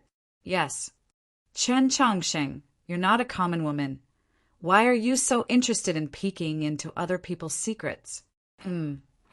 Maybe it's because I cultivate to follow my heart? A man and a woman passionately in love, even if they repeated the same words 300 times, they would not feel bored. Because for them, the words themselves were not important. The important thing was to talk to the other person. However, for those listeners, to listen to the same words so many times was indeed an extremely difficult thing to bear. The sweeter the words, the more difficult it was. Tang 36 felt very uncomfortable at this moment. He felt that he ate too much tonight and wanted to vomit. There was only one path on the side of the small building against the mountain. At this moment, he was sitting cross-legged there with the Wen Shui sword across his knees and a wild grass in his mouth. His face was full of grief and indignation. He thought to himself, what a pair of adulterers. Note 1. I forgot which novel I read this description in. I think it's very good, but I forgot where it came from. Note 2. Boring description. This is mainly talking about me. Note 3. I don't know if Tang 36 will feel bored or not. I'm really worried that everyone will feel bored, but I really like to write romance. The small building with white sand is obviously Maldives. Of course, the date is referring to the honeymoon. Let's be sweet. See everyone tomorrow. Chapter 578. When he woke up the next morning, Tang 36 went to find Chen Chongsheng with 2 dark circles under his eyes. What happened to you? Chen Chongsheng was very concerned about his health. Tang 36 was very tired and said, being a lookout is very tiring. Can you guys sleep earlier in the future? Chun Changsheng heard this and felt a little embarrassed and guilty. Just a few days. A few days? Tang 36 raised his voice and shouted angrily, when we were in the capital, you also said a few days. Now it's still a few days. Then tell me, how many days is a few days? How many days is it? How long are you going to hide this? Chun Changsheng was speechless. Tang 36 looked at him and said bitterly, I beg you, hurry up and tell the world. It's too hard to keep a secret. Chun Changsheng comforted him. I also feel the same way, but... Hearing the words, feel the same way, Tang 36 suddenly became angry and shouted, What? Feel the same way? Feel your mother's feeling. Feel your mother's feeling. This is your own business. It's none of my business. You get all the benefits. The snow of the Tradition Academy, the wind on the top of the coal mountain. You let me take it. If you can, then give me that date. Chun Changsheng was originally ashamed of what he said, but when he heard the word date, he immediately became alert. He stared at him and said, What did you say? Tang 36 just realized that he let it slip, but he didn't want to admit defeat. What? Can't I get some benefits for being a lookout? Chun Changsheng was helpless and said, Didn't we agree before, don't listen to indecent things, don't look at indecent things? Tang 36 pretended to be shocked and said, You molested her? At this moment, Zhixio walked in and looked at the two people who were at each other's throats. He asked, Do you want to fight? Nope. Tang 36 used a ladder to get down and said, I asked him to help me find out where my idol went, but he just wouldn't let me know. The idol he was talking about was Lu Qing. With the departure of Su Li and the mysterious her, the former third assassin in the world should be ranked first on the ranking of assassins. But even if the chief assassin was still an assassin, the top assassin was still an assassin, and the top assassin was still an assassin. Just as Zhixio had said, an assassin participating in the Boiling Stone Summit was seeking death. Chun Changsheng had once asked the steward of the Pavilion of Heavenly Secrets to look after him. Not long after that steward agreed, he was turned into a pile of blood pearls by the Demon Lord. When they thought about how Lu Qing had been heavily injured by the Demon Lord and how special his status was, the three of them couldn't help but worry. On an island in the Heaven Lake, a hot mist pervaded the surroundings of the garden, not dispersing all year round. Living here wasn't necessarily comfortable, but it was very helpful for healing injuries, especially after being injured by the extremely cold demonic technique. This place could allow one to recover the fastest. Lu Qing was currently recuperating on the island. He did not need Chun Changsheng and the other two to worry, nor did he need them to beg the Pavilion of Divination to let him go. The assassin list was issued by the Pavilion of Heavenly Secrets. Very few people noticed the hidden meaning behind this fact. The Elder of Heavenly Secrets sat across from Lu Qing and asked, With Su Li gone, what do you plan to do next? Lu Qing was not a member of the Pavilion of Heavenly Secrets, but he had done many things for the Pavilion of Heavenly Secrets. In truth, even Su Li had done many things for the Pavilion of Heavenly Secrets. Lu Qing thought it over, then said, If Sir does not object, I want to go to the capital. To do what in the capital? To kill Tianhai. Then I object. The Elder of Heavenly Secrets calmly said to him, The Empress is my good friend, and I don't want you to throw away your life. Lu Qing replied, Then let's talk about it later. The Elder of Heavenly Secrets suddenly asked, Chun Changsheng, just what sort of person is he? Lu Qing very seriously pondered this question for a very long time, finally saying, He is a good person. The Elder of Heavenly Secrets slightly arched his brows, rather surprised by this answer. Whether it was Su Li, Lu Qing, or he, none of them were good people. What they loathed the most, or rather, disdained the so-called good people. But when Lu Qing said that Chun Changsheng was a good person, he did not see any ridicule on Lu Qing's face, only seriousness and respect. This answer was very important to the elder of heavenly secrets. Since he is a little fellow who has good intentions towards the world, then I will represent this world in returning his good intentions. When did Sir ever have such a thing as good intentions? When a person is about to die, his words are good. So what are his intentions? The light boat floated on the surface of the lake, breaking through the mist as if it was traversing a fairyland. Qin Chongsheng could clearly sense that there were defensive arrays in the mist and in the water. As he passed the small island in the middle of the lake, he could see the disciples of the pavilion of heavenly secrets bowing. It didn't take long before he arrived at the island in the middle of the lake. It was also the warmest, perhaps even the hottest, place in this frigid mountain range. As he walked through the mist and stepped on the somewhat slippery stone slabs, a few questions surged in his mind. Why was the elder of heavenly secrets in such a rush to see him? Putting aside the fact that he had just woken up from his coma, the elder of heavenly secrets had probably also suffered significant injuries. As he thought of these things, he gradually forgot about the stifling heat around him. When he arrived in the garden and saw the elder of heavenly secrets, he finally understood something. Although he still did not have an answer, he already had a clue. Last summer, in the Orthodox Academy, the Pavilion of Heavenly Secrets had sent an old steward to inspect the stainless sword. It turned out that the old steward was the elder of heavenly secrets himself. This meant that the elder of heavenly secrets had naturally not gone to inspect the sword, but to inspect the person, to inspect Qin Chongsheng. The steward responsible for leading the way from the pavilion of heavenly secrets respectfully led Qin Chongsheng to a seat and then silently withdrew. Qin Chongsheng calmly sat, like a junior listening attentively to a lecture. If this were 2 years ago, he would have found it impossible to remain so calm upon meeting an important figure like the elder of heavenly secrets. But now he had already seen far too many legendary figures, even legends like the Demon Lord and Wang Jitsa. The elder of heavenly secrets noticed that even though he had just passed through the stifling heat of the mist, Qin Chongsheng's collar was still tightly buttoned and his clothes were meticulous. He was very satisfied with this. I've seen countless heroes, and you are not inferior to any one of them. Without any pleasantries or probing, the most senior figure on the continent began his conversation. The elder of heavenly secrets looked at Qin Chongsheng and said, I've also seen countless mountains, but my favorite has always been that Mount Langya on the shore of the Eastern Sea.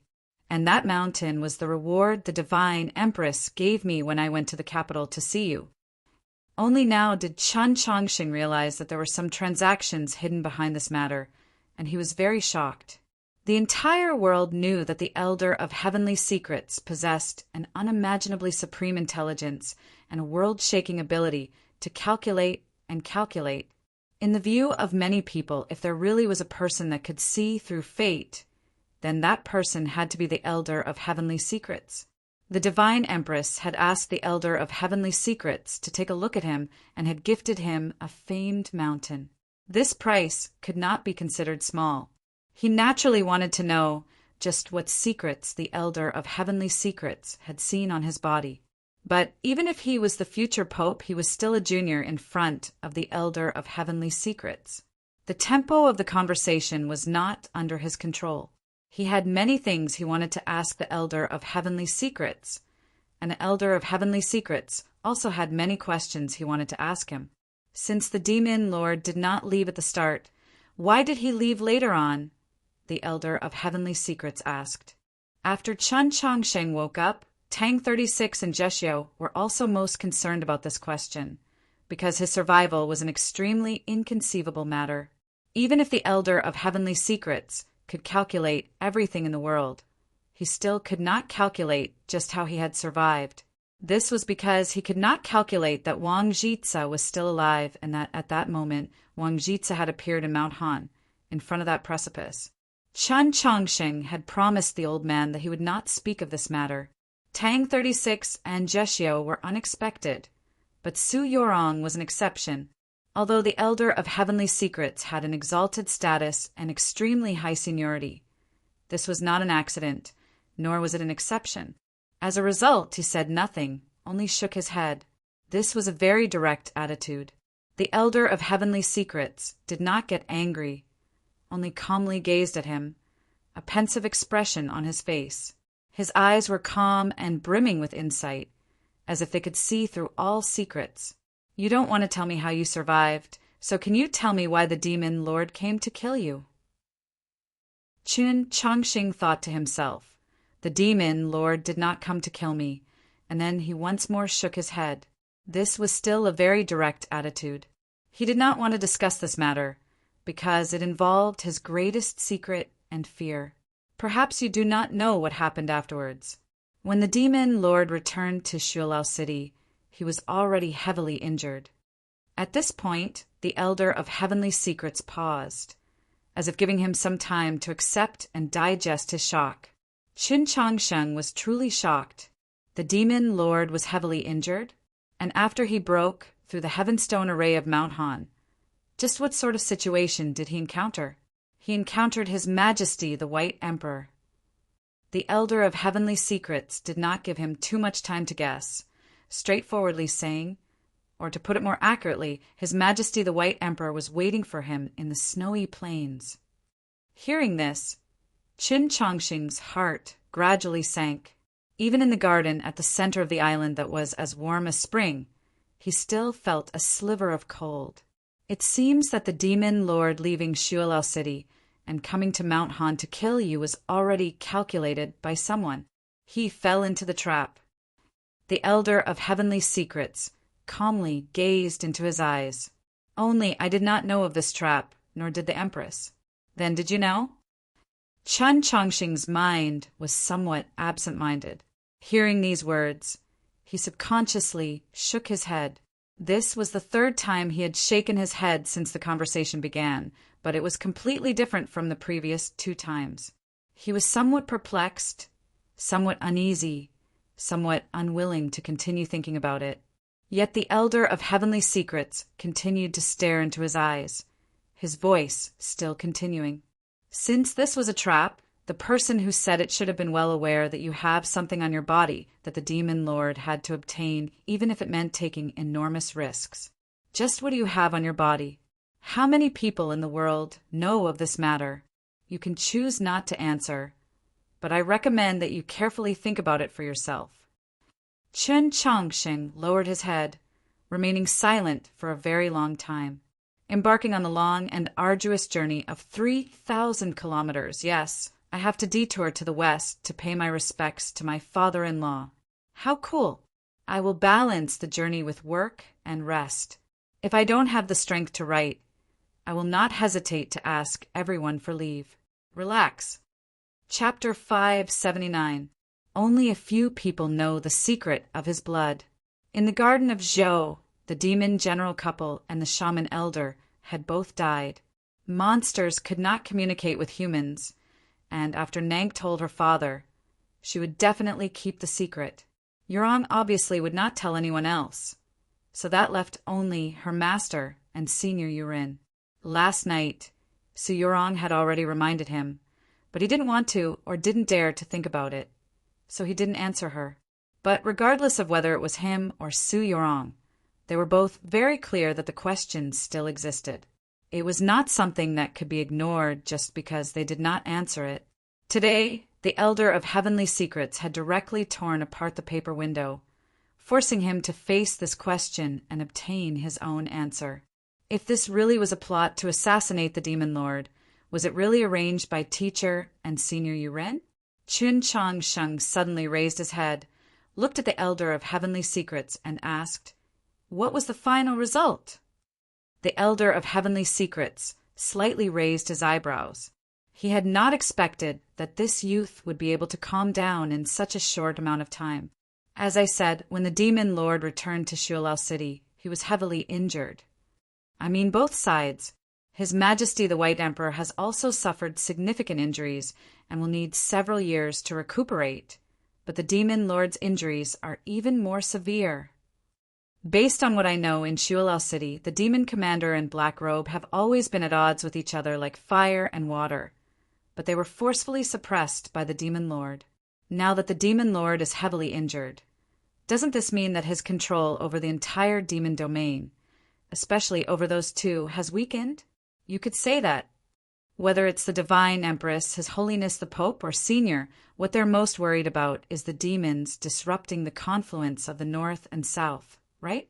Not bad. If the interior is unstable, it will be very difficult for the demons to divert their attention to destroy the confluence of the North and South. That makes sense. The human race and the demon race will have precious time to regroup, and the situation of the entire continent will be in our favor. Yes. After this conversation, the garden became quiet again. After a long time, Qin Chongqing said, "That's enough." The elder of heavenly secrets slightly raised his brows, asking, "Enough?" "Yes, I might have been bait and almost died, but if I can get so many benefits, then it's enough." Qin Chongqing looked at the elder of heavenly secrets and said seriously. The elder of heavenly secrets looked into his eyes and saw no hypocrisy, no reluctance, only sincerity. "Even if you're being used?" "Yes, even if I'm being used." "Don't tell me you don't feel angry because of this?" the elder of heavenly secrets asked. Qin Chongqing thought for a while and said, "Yes, I am very angry or sad. I will find a chance to ask him face to face." The elder of heavenly secrets understood his meaning and knew that he would not reveal the name of the one who set this trap. He said, "Every person has their own choice. I only hope that you will not regret it." Qin Chongqing said, "Actually, I still don't understand why you always want me to make a choice." The elder of heavenly secrets thrust his hand into the fog and, like a magic trick, produced a basket of peaches. The peaches were plump, pink, and tender, looking extremely tempting. He took out a peach from the basket and handed it to Qin Chongqing, along with a small knife. Qin Chongqing very naturally took the knife and began to carefully peel the skin. Peeling the peach made no sound, and the garden was very quiet. After a short while, he had finished peeling a peach and politely offered it to the elder of heavenly secrets. The elder of heavenly secrets shook his head and indifferently said, "To eat a peach, to peel or not to peel, this is a choice." Qin Chongqing's hand holding the peach froze in midair. "If I were eating a peach myself, I wouldn't peel it because the skin is nutritious, but I was thinking of Sir eating it. Old people have difficulty digesting, so peeling is more suitable." This was his explanation. To the elder of heavenly secrets, this was meaningless.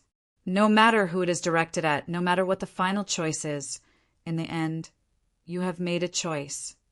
So, sweet or salty, peeling or not peeling, survival or death, these have always been questions. The elder of heavenly secrets looked into his eyes and calmly said, "Life is made up of countless multiple choice questions. Who can completely avoid them?" Qin Chongqing asked, "If no matter what choice we make, it is not in accordance with our hearts, then what should we do?" At the time when the demon lord blocked your path on the mountain path, as the master of Mount Han, I could have made two different responses, but whether it was activating the Heavenstone Array and simultaneously trapping him and all of you in Mount Han, forcing you into desperate straits, or ignoring the demon lord and saving you first, to me, neither was a perfect solution.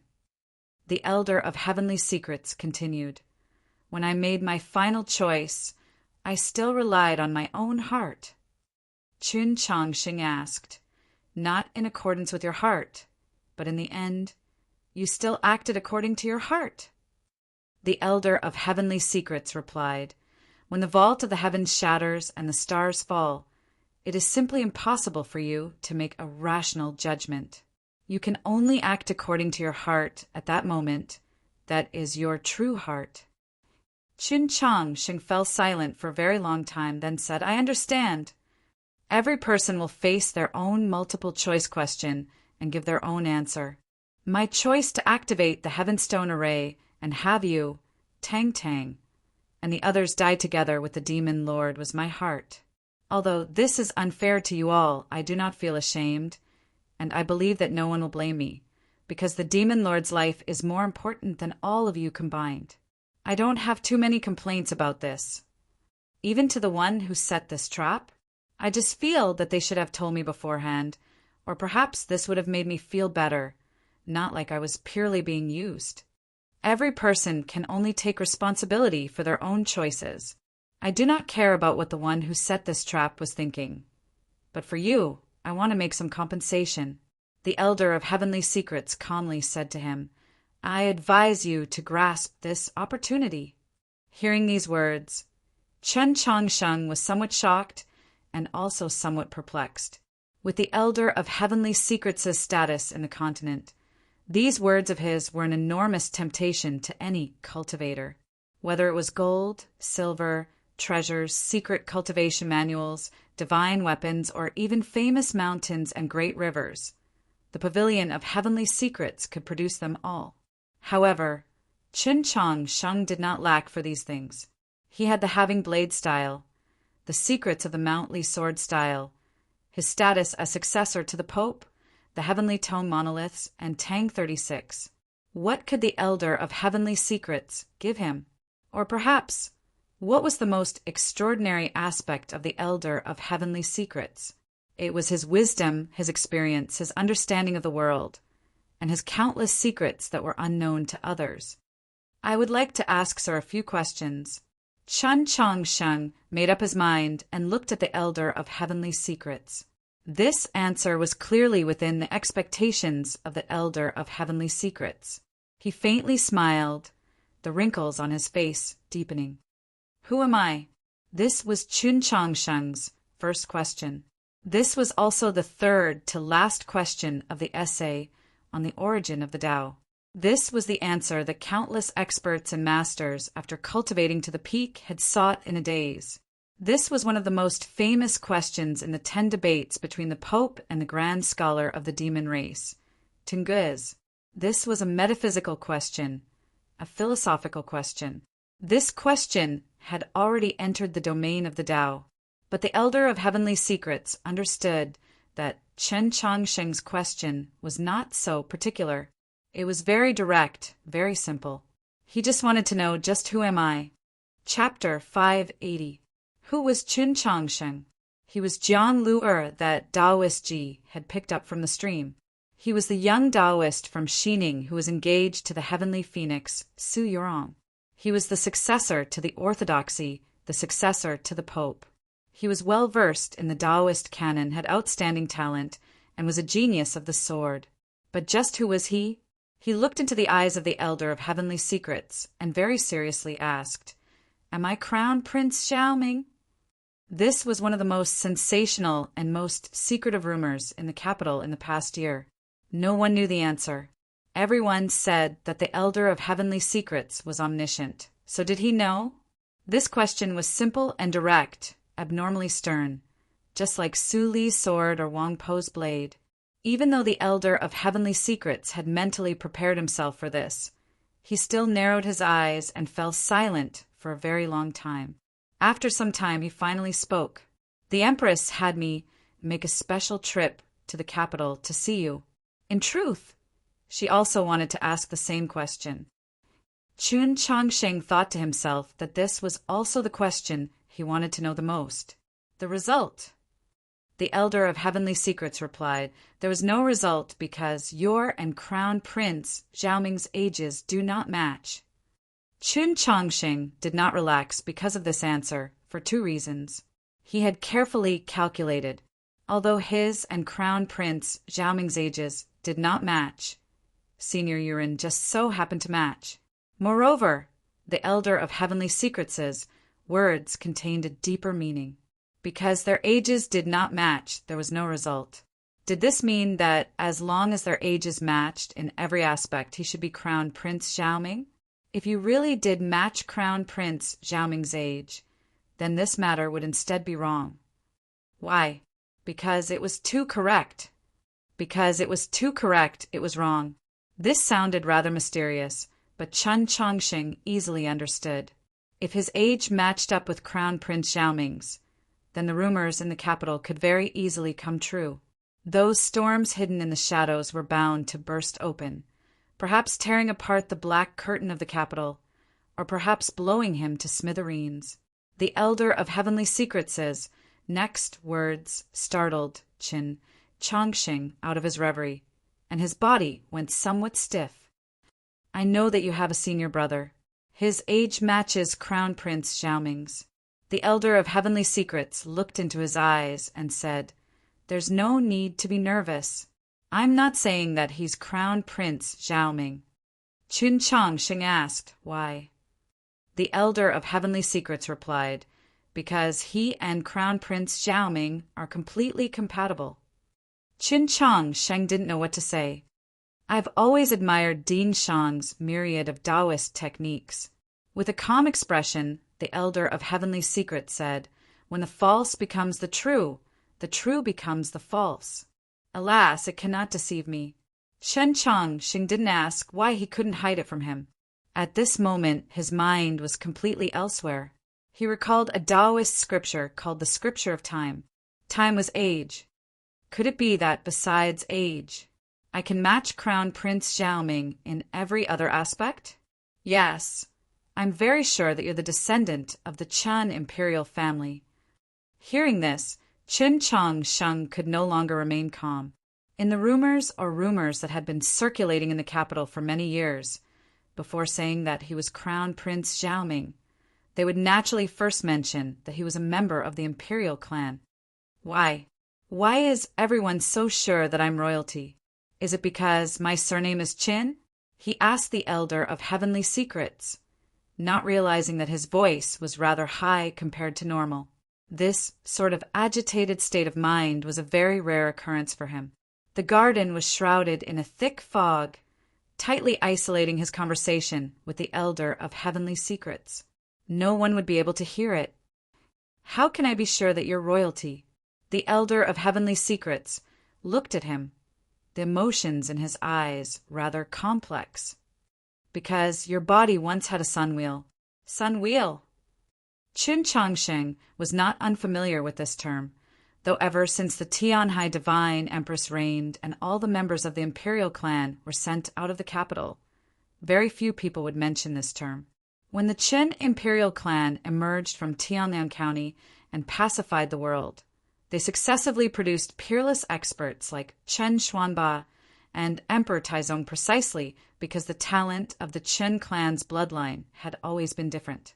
Their cultivation was different from that of other sects, and the specific differences were naturally the greatest secret of the imperial clan. But the two-word sun will had still been passed down. Qin Chongqing thought back to his cultivation process from Xining to the capital, especially his countless times of meditative introspection. He shook his head. No, I didn't discover any sun wheel in my body. That's because the sun wheel in your body was destroyed a long time ago. To put it more accurately, it exploded. The elder of heavenly secrets calmly gazed at him. Perhaps he was mistaken, but Qin Chongqing felt that the other's eyes carried a hint of pity. How is this possible?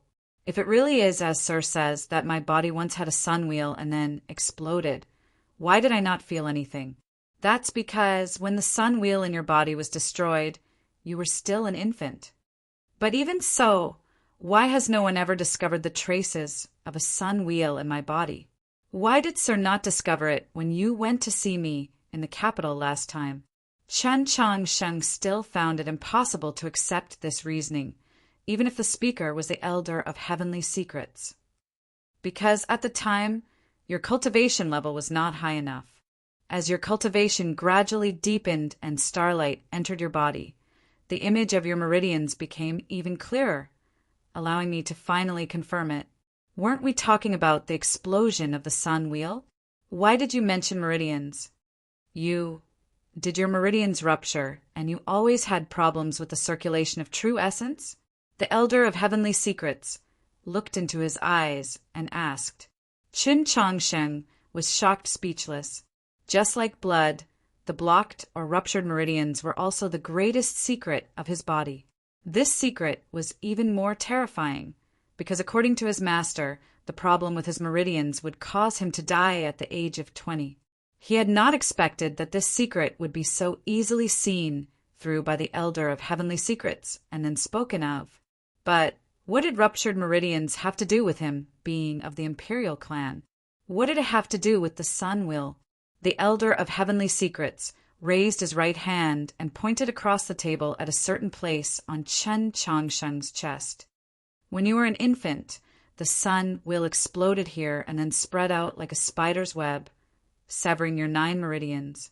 You want to ask what the connection is between the ruptured meridians and the explosion of the sun wheel. Your ruptured meridians are the traces of the explosion of the sun wheel, the most direct evidence. Of the countless people in the world, only you have these signs of ruptured meridians. So you are of the Qin imperial clan. Of course, you are an extremely unfortunate member of the imperial clan. Logically speaking, the moment the sun wheel exploded, the infant you should have already died. But you survived. This in itself is already a kind of miracle.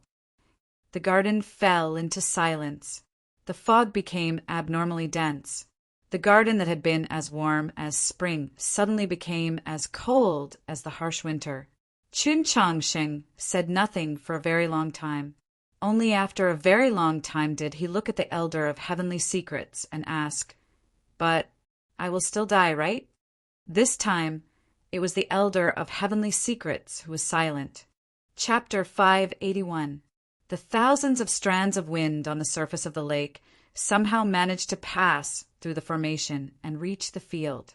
It scattered the fog and lowered the temperature. That was how the two of them felt. My medical skills are not as good as Shang's or Yin's. The elder of heavenly secrets looked at him and said, "If the two of them don't have any ideas, I also don't know what to do." Qin Changsheng gazed into the distance. On the other side of the mist that had been blown away, he could faintly see the dark blue lake. It was very beautiful. However, according to my speculation, since your problem lies in the blockage of your meridians caused by the explosion of your sun chakra when you were a baby, if you don't try to cultivate and even directly disperse the true essence in your body, you might be able to barely maintain your original state. At the very least, you might be able to delay the outbreak of your injuries.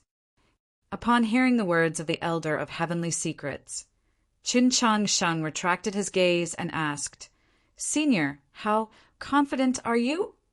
Regarding this matter, the elder of heavenly secrets had been calculating for a very long time while he was unconscious. He directly said, 20%. 20%. This was a rather awkward number. It could be said that there was hope, but it was a little uncertain.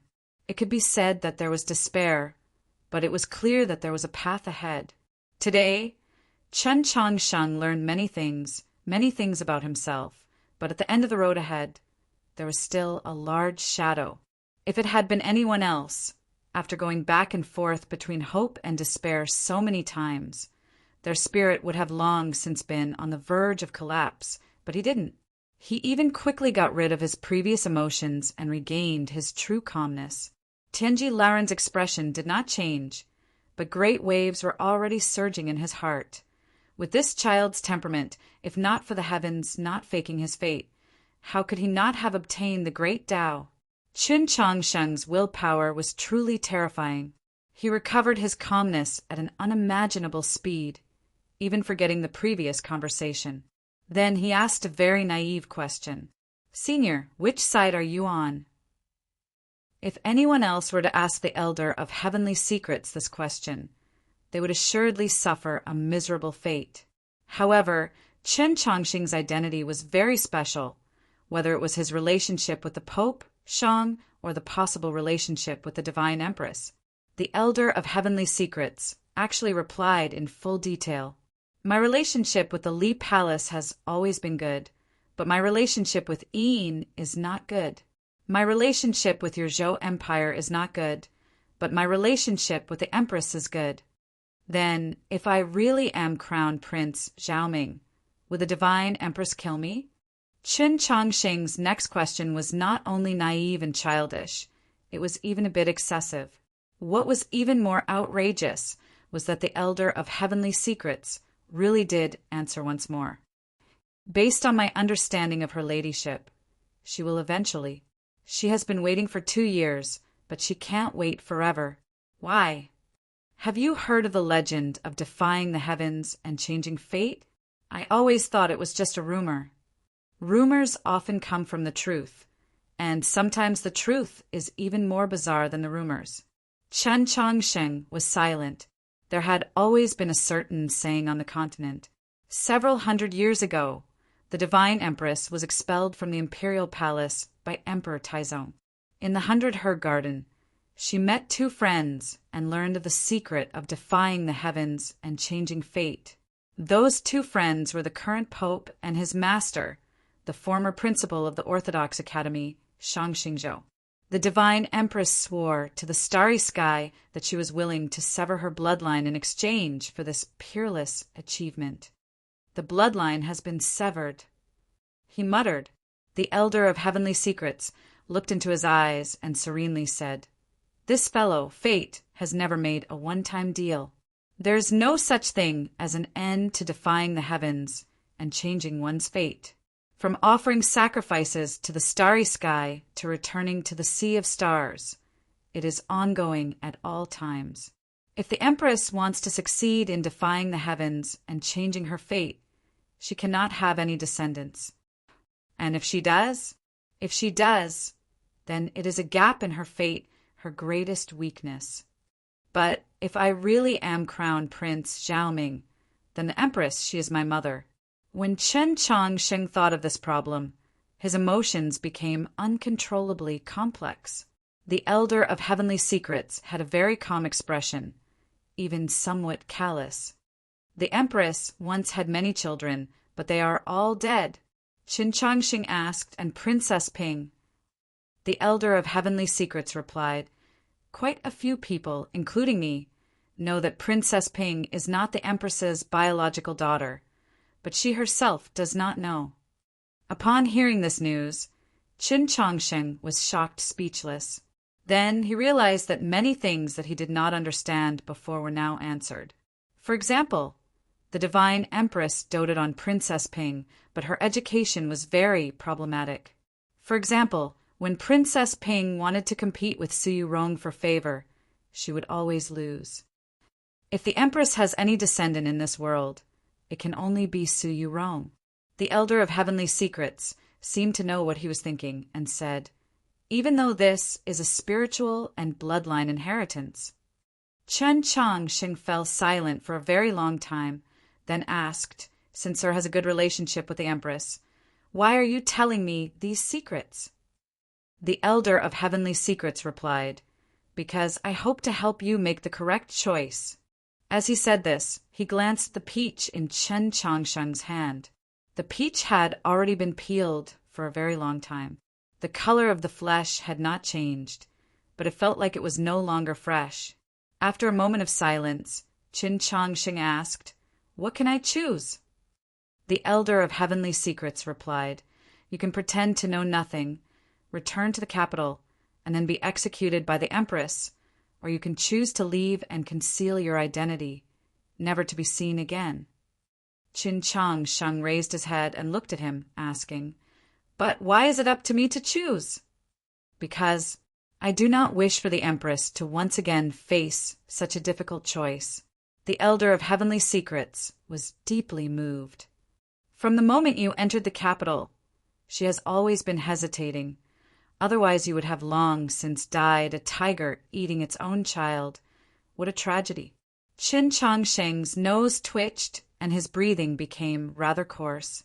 Only those who were most familiar with him knew that this was a sign that he was in an extremely bad mood.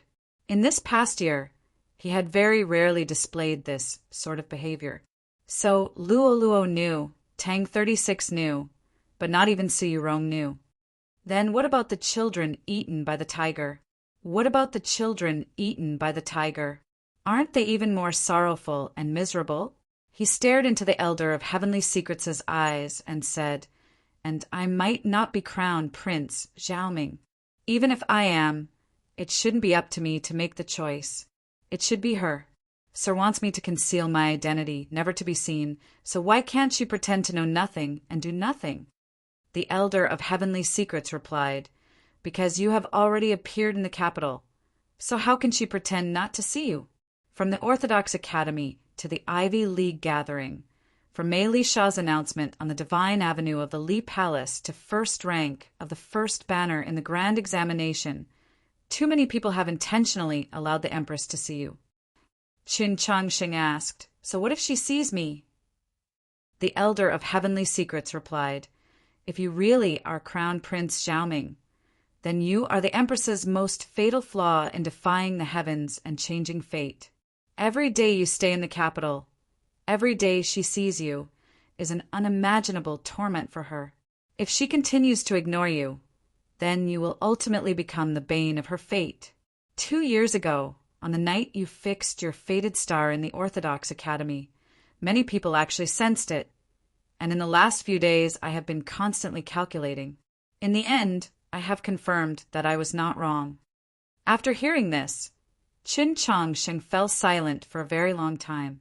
The so-called starry sky, the so-called fate, they both appeared on the heavenly tome monoliths. The so-called defying the heavens, the so-called changing fate, they had all been recorded in Wang Zhice's notebook. He had seen them, he had read them, and he clearly remembered that the lines formed by the stars on the heavenly tome monoliths were indefinite. In the opening chapter of Wang Zhice's notebook, it was written, There is no fate. There is no fate, he whispered. Nightfall has a chapter that I like very much, and it's also a chapter that many readers like. It's called Life is a Question, Various Kinds of Idiots. This chapter is about to talk about the question. Yes, just like Nightfall, it's about to solve the question. Chapter 582. The Elder of Heavenly Secrets slightly creased his brow. What did you say? I said there's no such thing as fate. Qin Changxing raised his head, his eyes calm and resolute. Then there is naturally no fated bane. The Elder of Heavenly Secrets solemnly said, Fate is in the starry sky. Qin Changxing replied, Then I ask sir to first calculate it clearly, then tell me who I am and what I should do, not let me decide what to do myself. There are not many things that I cannot calculate clearly, and there are very few people, and you are one of them. The Elder of Heavenly Secrets' face suddenly became somewhat weathered. Because your teacher can obscure the secrets of the heavens, and so can Black Robe. If this is their scheme, I truly do not have the confidence to break it. Upon hearing the name of the demon military advisor, Chen Changxing's mood became rather strange. This matter is related to Black Robe? If my expectations are correct, your departure from Xining to the capital was a scheme aimed at the Empress. Perhaps because the Elder of Heavenly Secrets had used up too much of his energy in persuading him, he seemed rather tired. I cannot calculate what they will do, but it is definitely related to you. Chen Changxing fell silent once more. He recalled the words Suyurong had said to him that night. He recalled the words Tang Tang had said to him in the Orthodox Academy long ago. Those words, and the words the Elder of Heavenly Secrets had said at the very beginning, all pointed directly at his teacher and the Pope. I will not cooperate. These were very simple words, but to Chen Changxing it took a long time before he could spit them out with difficulty, because this meant that he was beginning to doubt his teacher and the Pope. Perhaps his teacher and the Pope were using him for a grand goal, just like how Han Shan had heavily wounded the Demon Lord. He could endure it, but he did not like it. Once was fine, but not too many times. But what if you have always been a part of this scheme? What if you have always been living in a scheme? What if your existence itself is a scheme? The Elder of Heavenly Secrets did not drop the matter because of his answer. Instead, he asked 3 questions in an extremely unyielding and even callous manner. Moreover, this wasn't the end. There were still a few more questions that were akin to icy rain, slapping towards Qin Changxing's face. If you really are Crown Prince Xiaoming, why did Principal Shang and the Pope want you to enter the capital? Could it be that they think they can hide from your highness all-seeing eye? No, they're even deliberately letting the Empress see you and pay attention to you. Why? Could it be that they want to send you to the Empress to be killed so that she can change her fate? Chen Changsheng, don't try to answer these questions because when you see the answer, you will already be a part of the answer.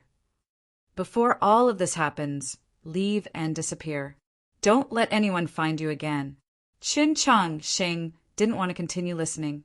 He stood up, looked at the Elder of Heavenly Secrets, and said, "In truth, if you want to resolve this problem, there is an even simpler method."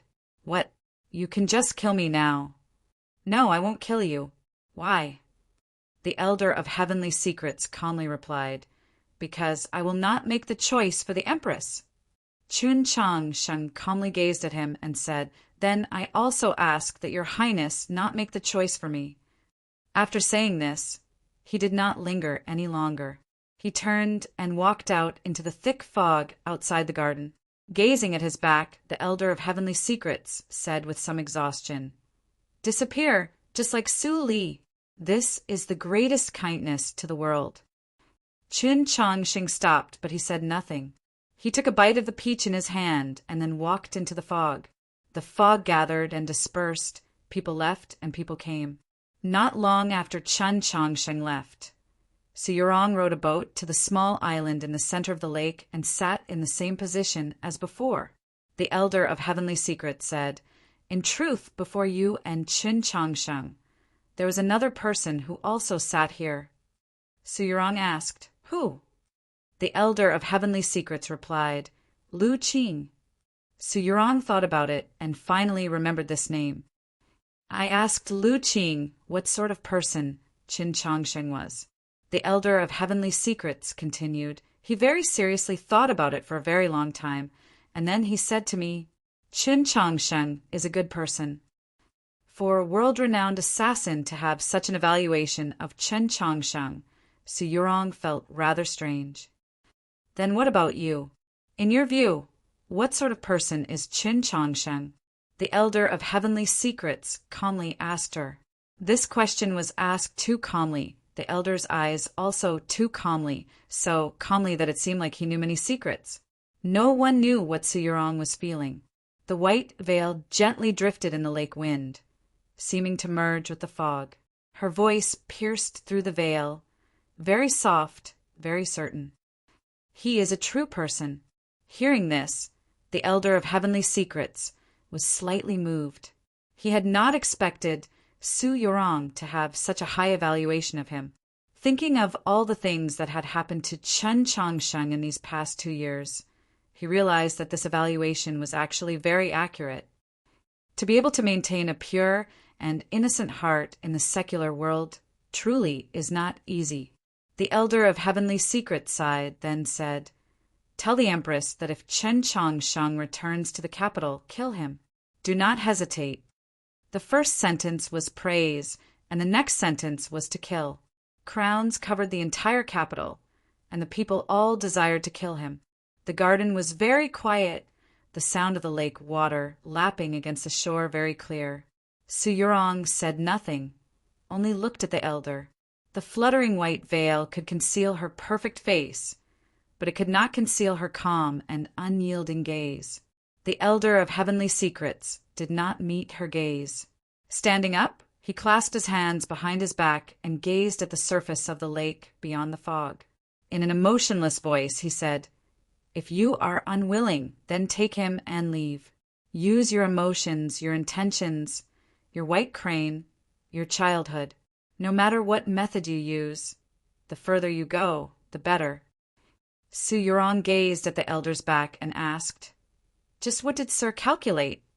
The Elder of Heavenly Secrets did not turn around. "He was unconscious for 3 days and 3 nights, so I calculated for 3 days and 3 nights. It was still a dense fog, only a ray of light." Su Yurong muttered, "Light?" "That light was incomparably clear, just like Su Li's sword," the Elder of Heavenly Secrets finally said. "If he returns to the capital alive, the Empress will die.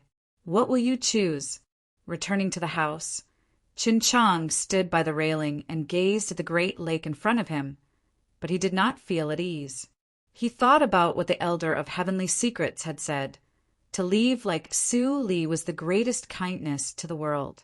Then, where is the kindness this world has shown Senior Su Li? Where is the kindness it has shown me? Leaning against the railing and facing the wind, he fell into a long silence. Chapter 583. The demon lord's appearance had placed an enormous pressure on Qin Changsheng.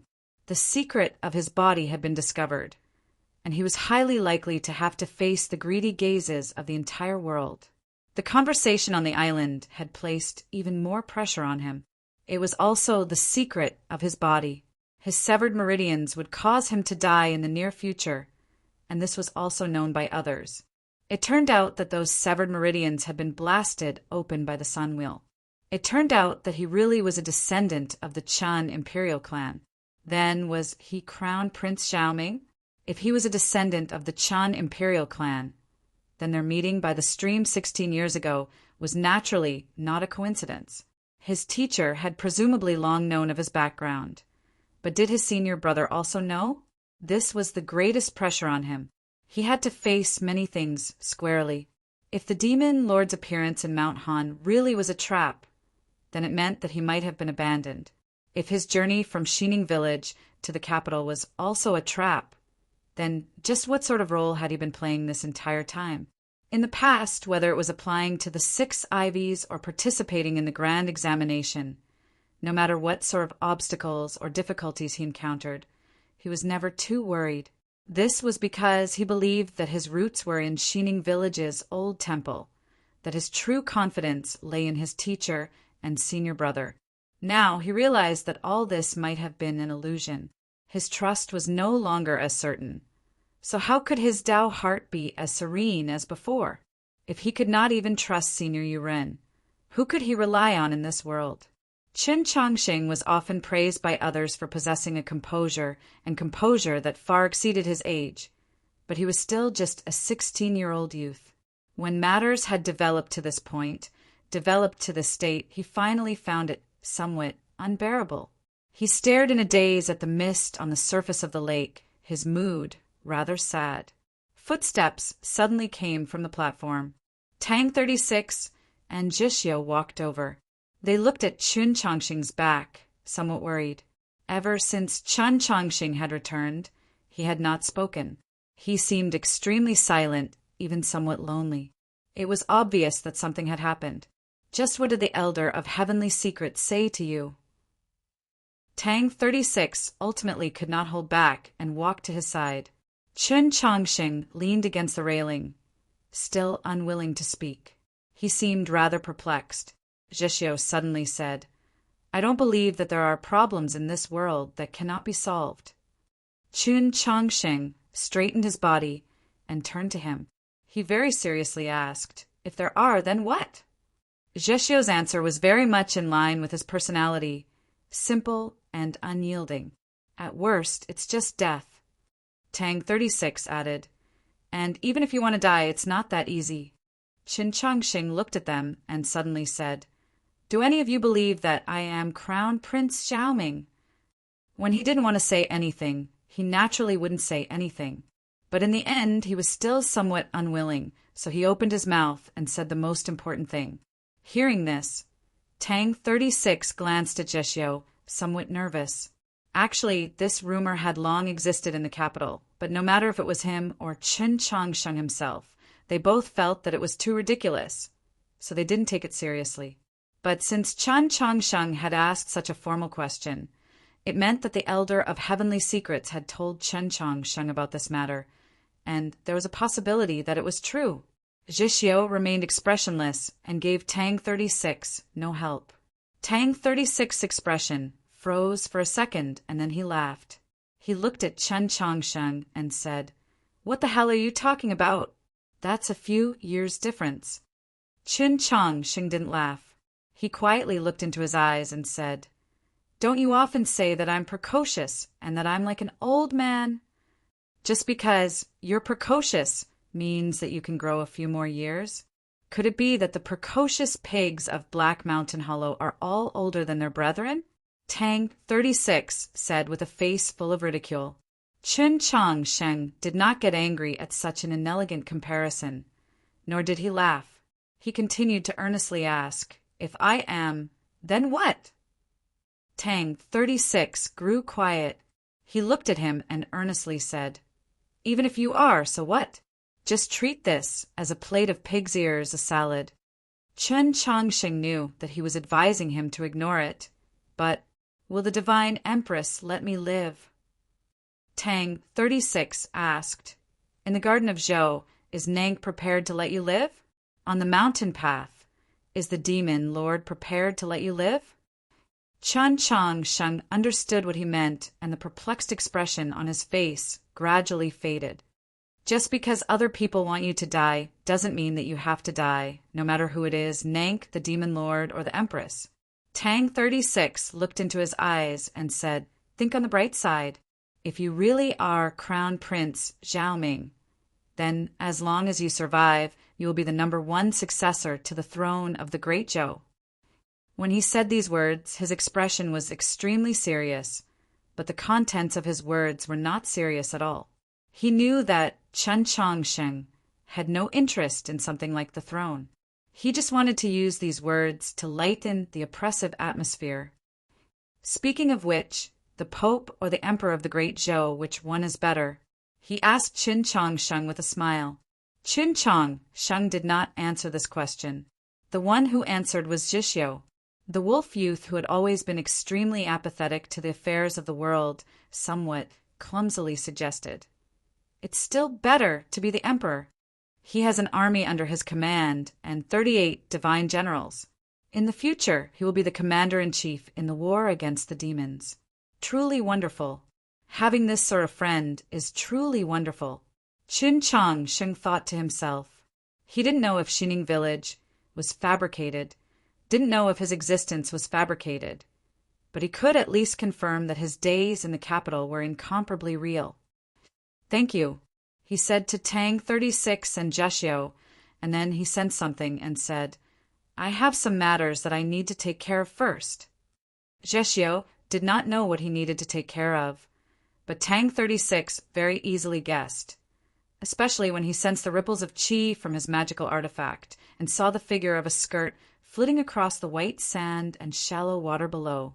This made him very depressed, thinking to himself, as expected of a guy who forgets his friends at the sight of beauty, that date stone quietly lay in the white sand, in the clear water of the lake. Perhaps because it carried her qi, this date stone became an object that many of the fish in the lake were extremely willing to get close to. Its surface had been pecked clean and was extremely glossy. It looked just like a stone carved with a few lines. Chun Changsheng and Su Yorong sat on the edge of the platform, their feet submerged in the lake. They did not intentionally sit closer, their shoulders occasionally lightly touching. This sort of distance, this sort of rhythm, this sort of tranquility was what they were most accustomed to, and also what they liked the most, just like how they felt about each other. Su Yorong softly said, "To have this sort of friend is something to be very happy about." Chun Changsheng said, "Don't have this sort of friend?" Then he remembered that since she was young, she was the little princess that the entire capital cared for, the successor that the divine queen and the saintess carefully cultivated. From the age of 5, she had already left the ordinary world, so it was indeed very difficult for her to have ordinary but extremely precious friends. Su Yorong slightly smiled and said, "All the senior and junior sisters in the temple.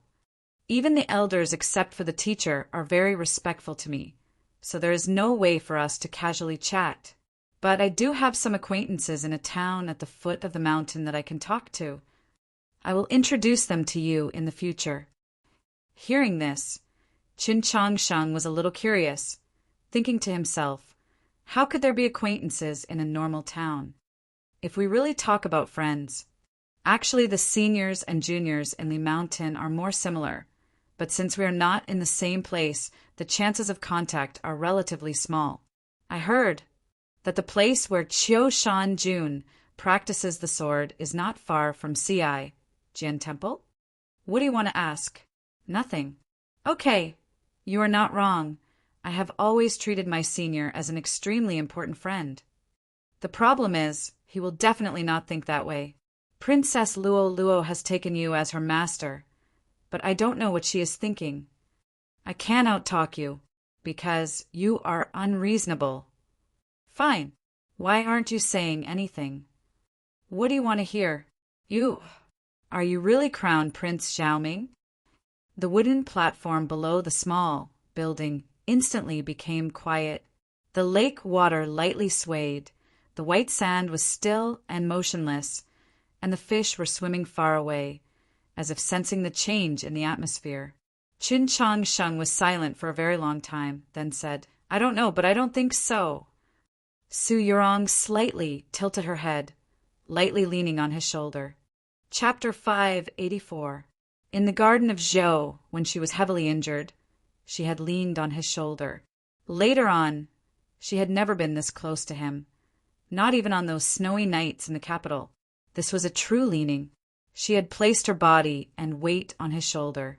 What passed over was not only the girl's qi and warmth, but also comfort and intentions. Qin Changxing accepted it, and his mood became less heavy.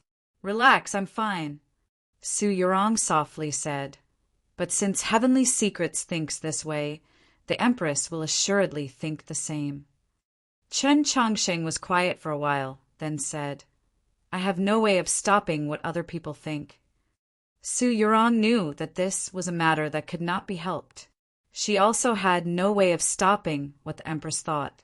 Just as Chen Changxing had said that night, the Empress had never been a good person in the ordinary sense of the word, and it was very difficult to use the ethics and morals of an ordinary person to view her. The rumors say that after the Empress was banished to the 100 Herb Garden by Emperor Taizong, she met my master and His Holiness the Pope, and only then did she grasp the method to defy the heavens and change fate. In this way, they should have been two people of the same path that deeply trusted each other. So why did they later become mortal enemies? No one knows what exactly happened before the bloody incident of the Orthodox Academy. I only vaguely heard that the Empress and Principal Shang made some sort of agreement, but the Empress did not follow through on the agreement, so the two became enemies. That agreement presumably was about the imperial throne. It should be. Why was the Empress not willing to return the imperial throne to a member of the imperial clan? I asked her this question many years ago. The Empress said that it was because the Chun imperial clan did not have a single descendant capable of shouldering the imperial throne. There are several hundred descendants of the imperial clan scattered throughout the provinces and counties. Is there not a single person capable of shouldering the heavy responsibility of the country? Qin Changxing didn't finish this sentence. Su Yurong understood what he meant and said, There isn't. Qin Changxing said, I hear that the Prince of Xiang of Prince Chen Lu's bloodline has a rather decent reputation. That's just a superficial reputation. When the Prince of Xiang was mentioned, a hint of derision appeared on Su Yurong's face. In truth, this prince has been licentious since he was a child. He was originally extremely talented in cultivation, reaching the great accomplishment of his son Wheel at the age of 10. But in the end, because of his own character, he never had any hope of stepping into the divine domain. Is stepping into the divine domain very important to inheriting the throne? Yes, very important. Why? If you want to become the sovereign of the human race, the first thing you need is not virtue but power. If he wanted to become the sovereign of the human race, he would need great power. This was not difficult to understand, because the demons were in the north, and their evil intentions had not died. This world could be flooded at any time, and the flames of war would spread. By the same logic, if one wanted to live a better life, free from anxiety and fear, one would need greater strength. Any external things could only improve one's mood, boost one's confidence, and enrich one's life, but they couldn't solve the root of the problem. Friendship and love are beautiful, and can sometimes save your life and soul, but the most reliable thing is still your own strength.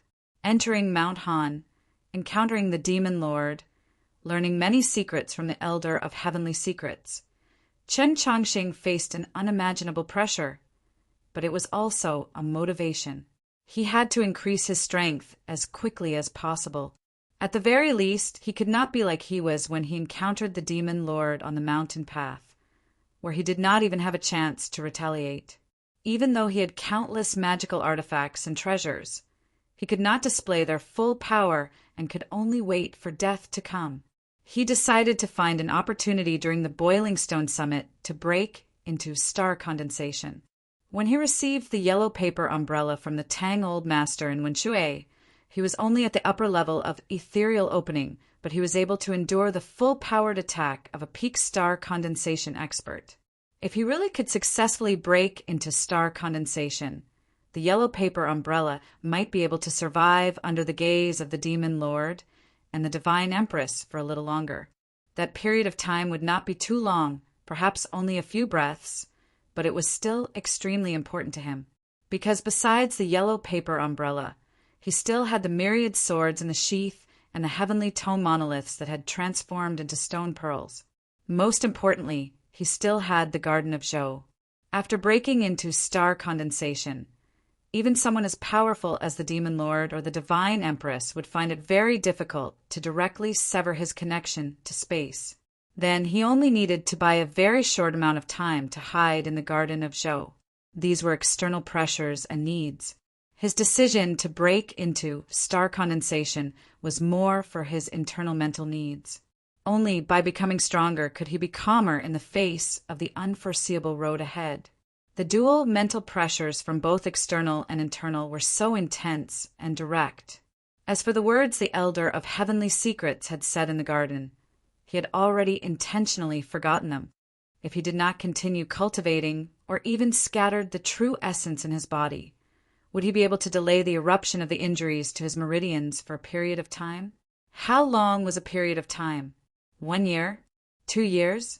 What was the difference between 20 and 22? More importantly, even if he wanted to struggle at death's door, would he who had lost his strength be allowed to continue living? After making his decision, Chen Changxing used an unimaginable willpower to shake off that frightening pressure and regain his calm. Only Su Yorong, Tang 36, and Jishio, the people closest to him, were still unable to relax and were even more worried, because this sort of calm was somewhat unreasonable, somewhat frightening, just like the ocean before the arrival of a storm.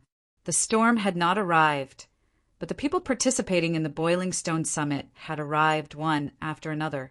Logically speaking, the cultivators participating in the summit should have all arrived several days ago.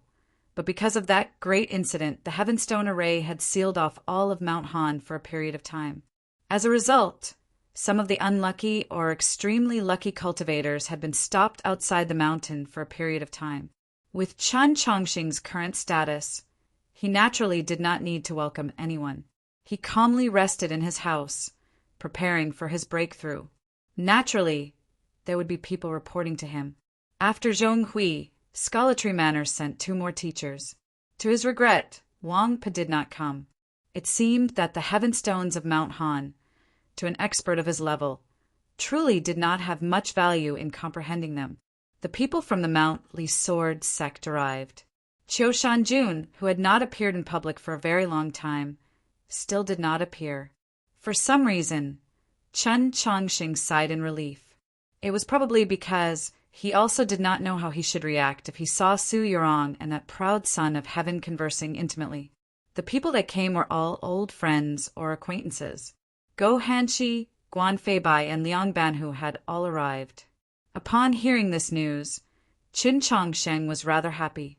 It really is like the Ivy Festival or the Grand Examination from 2 years ago. It's still the same people. Jishio replied, "One person is missing." Chen Changsheng stared blankly. He realized that Jishio's face was rather cold, and then he remembered that Qi Jian had not appeared. Tang 36 patted Jishio on the shoulder to comfort him. Chen Changsheng stood by the railing, looking at the bustling scene in the distance. hearing the faint voice of Guan Feibai. He wanted to go over, but there was no way. It was still the same words. His current status was different. As the successor to the Pope, it was not convenient for him to visit any elder of any sect or young geniuses, like the divine state's 7 laws. It's fine. Go Hanshi has always done things prudently. He will definitely immediately pay you a visit, Tang 36 said, then glanced at Jishyo. I know how you feel, and I also don't like those guys, but in a little while, can you not be too disgruntled? After all, we are currently representing the Orthodox Academy, so we have to maintain Chen Chongqing's dignity. Just as Tang 36 predicted, Go Hanshi and the other disciples of the Mount Li Sword sect had just been welcomed to the lakeshore by the Pavilion of Heavenly Secrets. Without resting, they simply washed up and came to pay a visit. Just as Tang 36 predicted, Jeshio's complexion was truly very unsightly. Guan Feibai's complexion was also very unsightly because he had to follow Go Hanshi in bowing to Qin Chongsheng. Liang Banhu's expression was rather complex because, although Liang Xiaoxiao had been proven to have committed suicide in the Garden of Zhou, it was still related to Qin Chongsheng. Qin Chongsheng could sit in a chair and accept the bows of the Mount Li Sword sect disciples. In this year, many changes had occurred, but on the mountain path, when Zhonghui bowed to him, he had responded with the courtesy of someone of the same generation, let alone now. Seeing Qin Chongsheng very seriously return the greeting without any reluctance, Liang Banhu's expression became somewhat gentler, and Guan Feibai's complexion finally improved. However, when he saw that Jeshio's complexion was still so unsightly, his complexion became even more unsightly, and his words also became unpleasant. I'm warning you, don't have any improper thoughts about my junior sister. Tang 36 had previously advised Jishio to calm down, but now that he heard Guan Feibai's words, he had long since forgotten the word calm. He looked at Guan Feibai and sneered, What do you mean improper thoughts? Is your junior sister a princess? Even if she's the demon lord's granddaughter, no one in Shuilao City would recognize her. When it came to quarreling, there were truly very few people who were Tang 36's match. Firstly, it was because he was the young master of a noble clan with a deep background, yet he did not have the demeanor of a young master, not caring about the word reputation in the slightest. Secondly, it was because his words were sharp and focused on attacking his opponent's vitals, making them extremely difficult to defend against. Just like this short sentence of his, it had clearly been a spur-of-the-moment idea, but it had taken a few turns in the middle, and then his sword had stabbed straight at the Mount Li Sword sect's greatest secret and greatest problem. Even someone as good-tempered as Go Hanshi could not help but frown and glance behind him. Even Qin Chongsheng, who had long since grown accustomed to his conduct, could not help but shake his head and glance outside the hall. The priests of the Orthodoxy and the accompanying disciples of the Mount Li Sword sect that had followed Go Hanshi and the other two into the house understood and hurriedly retreated. The two sides had only just met, and there were already signs of a falling out. Who knew what would happen in the house next? The people involved might not care, but they did not dare to participate or even listen. Chapter 585. Guan Feibai's personality was both ruthless and violent. How could he possibly endure this? He coldly rebuked. A piece of trash like you, that only knows how to spend your family's money, dares to criticize the matters of my Mount Li. Tang 36 jeered, My family is just that rich. What does it have to do with you? And besides, I used 3 days last year to earn a Clear Lake restaurant. Do I have to tell you? Guan Feibai coldly snorted. Then what does the matter between my Mount Li Sword sect and that wolf cub have to do with you? If you're really that bored, then you might as well seize the time to learn a few more sword styles. Otherwise, how could the stately sole grandson of the Tang clan not even be able to enter the proclamation of golden distinction? Tang 36 paled at these words. It must be known that not being able to enter the proclamation of golden distinction was his greatest regret. Although his mood had improved somewhat upon learning that Jeshio and Sumiyu had also failed to enter the proclamation, it had to be known that this fellow's name was currently on the proclamation of golden distinction. He clenched his teeth and said, "No matter how you put it, Jeshio and Qi Jian are in love with each other. What right do you have to control them? If you're really that bored and have no way of surpassing Zhonghui, then you might as well practice your own culinary skills. F***CK, green pepper stir-fried bacon, and you actually put sugar in it? Is there something wrong with your brain? Or are you people of the South all so eccentric when cooking? Besides Chen Chongsheng, who else can make delicious food?" Guan Feibai was enraged. "Let alone cooking, you break 7 out of 10 dishes just to wash the dishes, and you still have the face to say that my culinary skills are bad?" This was naturally the story of the time when they were viewing the monoliths and comprehending the Tao in the mausoleum of books, when they lived in the small courtyard Sun Mei had left behind. The relationship between the Orthodox Academy and the Mount Li Sword sect was truly rather complicated. It was very difficult to explain with a few simple sentences, especially between the youths of this generation. Whether it was because of that engagement or because the entire world knew of the relationship between Qiu Shanjun and Su Yurong, or because of the competition between them. From the Ivy Festival to the Grand Examination, at the very beginning the two sides were naturally opponents, even enemies. But in the mausoleum of books, the two sides lived under the same roof, ate from the same pot, viewed the monoliths, comprehended the Tao, and exchanged their experiences. Their enmity gradually faded, and they became familiar with each other. Especially after Chen Chongsheng escorted Su Li south, the two sides had developed quite a friendship.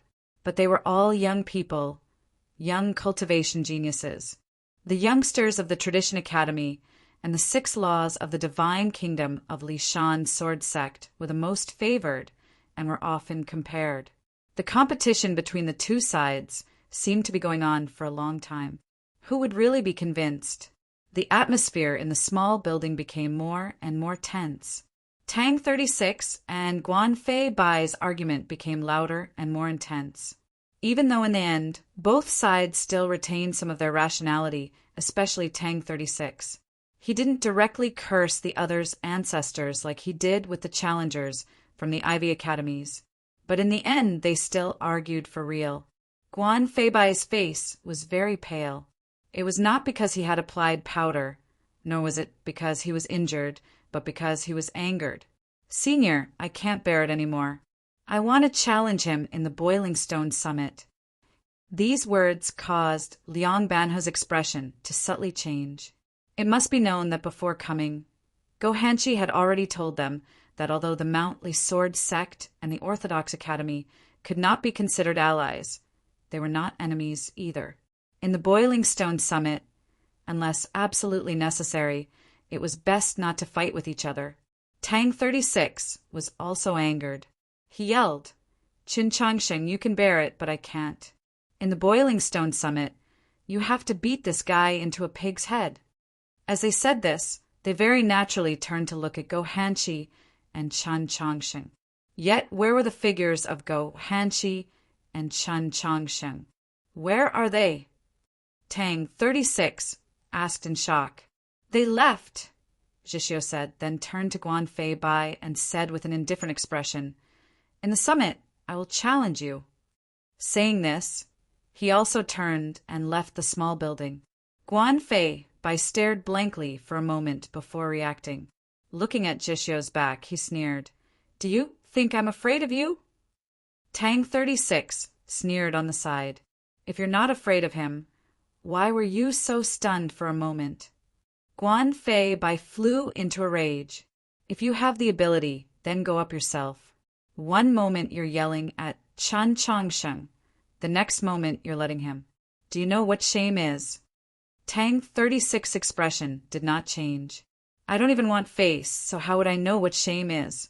Not satisfied, then bite me."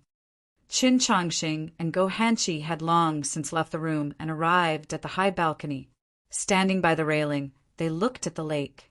They knew very well that the quarrel in the building would not end in a short time and that there was no meaning. Listening there would only pollute their ears. Just why? Chen Changsheng looked at Go Hanshi and asked very seriously, "The mixed blood of humans and demi-humans truly is looked down upon. But I know very well that the Mount Li sword sect, at least Senior Su Li, is not this kind of person. Why does he have to stop this marriage?" Go Hanshi knew that Chen Changsheng was a very direct person. Without a sufficient reason, it was impossible to convince him. So he said straightforwardly, "Zhixiu doesn't have long to live." Chen Changsheng had thought of many reasons. Through Su Yurong's help, he had also heard similar arguments, but he didn't think that it really was like this. Zhixiu's body truly does have hidden dangers, but they can definitely be cured. He had treated Zhixiu for a very long time, and even now he had not stopped treating him. He knew that a strange illness like the tide rush of blood was truly very difficult to completely cure, but through the reconstruction of Luoluo and Xianyuan pose meridians, he had gained a lot of experience in this aspect. He was confident that sooner or later he would be able to come up with the most perfect treatment. Go Hanshi glanced at him in surprise and asked, "You know?" Chen Changxing replied, "I've already begun to treat him." Go Hanshi thought for a while, then shook his head. "Marshal Granduncle has determined that he will die young. You have no way of curing him." Chen Changxing replied, "In other aspects, I am inferior to Senior Su Li, but in this aspect he is inferior to me." Go Hanshi thought of the widely circulated lineage of his master and realized that this was indeed the case. At present, Daoist Ji was not very famous in the world, but several hundred years ago he was the world's most outstanding doctor. Moreover, his true identity was Principal Shang of the Orthodox Academy. "You can convince me, but on this matter you first have to convince Marshal Granduncle," Go Hanshi said. "Otherwise, I will not agree to Zhixiu going to Mount Li to see her." Chen Changxing replied, "There's no need to be like this. It's just a meeting. I guarantee that nothing else will happen." Go Hanshi calmly looked at him and said, "That is Mount Li, the sect of 10,000 swords. Don't think of those elopement stories written in storybooks. The youths of the Orthodox Academy truly did have this sort of idea and had even made preparations in secret. Now that they had been so easily exposed, Chen Changxing couldn't help but feel somewhat embarrassed. If you're sure that you can cure Zhixiu's illness, then why can't you wait until you've truly cured him before discussing this matter?" Go Hanshi had spoken of a very crucial problem. Chen Changxing replied, "Lovesickness is also an illness. Zhixiu's side is still fine, but what about Qi Jian?" Go Hanshi thought of his junior sister's angry shouts on that night and didn't know how to respond. After a while he said, "I will pass on your words to her." Chen Changsheng was somewhat at ease. He thought, if I can hold on to hope, Qi Jian's days at Mount Li will probably be a little better. From the moment I left Hubei until today, I've already driven 3,000 kilometers. I'm so tired that I'm an idiot. For the next 2 days, I still have to run 700 kilometers every day. I really can't write anymore. I'll ask for 2 days of leave. After returning to the Qing Kingdom, I'll return to my normal state of work as quickly as possible and firmly write down the first climax of Heaven's Chosen. Chapter 586. When one did not see eye to eye, besides not speaking, one could also change the subject. Chen Changsheng was not good at chatting, but that did not mean that Go Hanshi was not good at it. Moreover, he truly did have some matters that he wished to obtain an accurate answer from Chen Changsheng. Was it really that person that entered Mount Han? Chen Changsheng nodded. Go Hanshi was quiet for a while before he could digest the shock in his heart. He sighed. The demon lord personally attacked, but you were still able to survive. In the future, you will surely have good fortune. Chen Changsheng shook his head. He was keenly aware that the demon lord had come to Mount Han to eat him. If he had only wanted to kill him, there was no way he could have survived. From the house by the lake, The occasional sound of fierce quarreling could be heard, like the cry of swords. On the balcony of the house, Qin Changxing and Go Hanshi stood side by side, their clothes fluttering in the wind. On a distant rock, Zhong Hui quietly watched the activity in that direction. He said nothing, his thoughts inscrutable. By the lake were many cultivators from the various sections. They were looking at the distant Chen Changxing and Go Hanshi, and some were also looking at Zhong Hui. Seeing these scenes, seeing the youths in these scenes, whether it was the experts of the Pavilion of Heavenly Secrets or the elders of the various sects, they all felt very emotional. In the last 2 years, many outstanding young, cultivating geniuses had appeared on the continent. Chen Changxing and Go Hanshi, those two seemingly childish fellows arguing in the house, and even Zhong Hui standing on the rock were all among them. Not to mention Su Yurong and Qiu Shanjun. At such a similar age, there were actually so many talented young geniuses. It was truly an extremely rare thing. Apart from Wang Po's generation. No, even Wang Po's generation was inferior to these young people when they were so young. If one wanted to make a comparison, perhaps one really had to go back to the magnificent, great era of 1,000 years ago. It truly was an era of blooming wildflowers. I wonder which of these youths will be the most outstanding after so many years. No matter who is the most outstanding in the end, I think that we should all thank Qin Changxing. Why? Because that night of starlight in the mausoleum of books helped these youths break through that most difficult of barriers. The chatter stopped and the scene became quiet. The elders of the various sects and the experts of the Pavilion of Heavenly Secrets recalled the life and death situation they and their peers had when they broke through to ethereal opening. When they looked at these young geniuses again, their gazes became rather complex, filled with envy and even jealousy. And all of this was because of Qin Changxing. The forced postponement of the Boiling Stone Summit finally began on an ordinary and unremarkable day at the end of summer. It was held in that elegant and gorgeous pavilion on the shore of the Heaven Lake. But because of the demon lord's appearance in Mount Han, the atmosphere was somewhat oppressive. Moreover, compared to previous years, there were far fewer famous people attending, making it somewhat boring. Not a single one of the top 10 experts of the Proclamation of Liberation was present.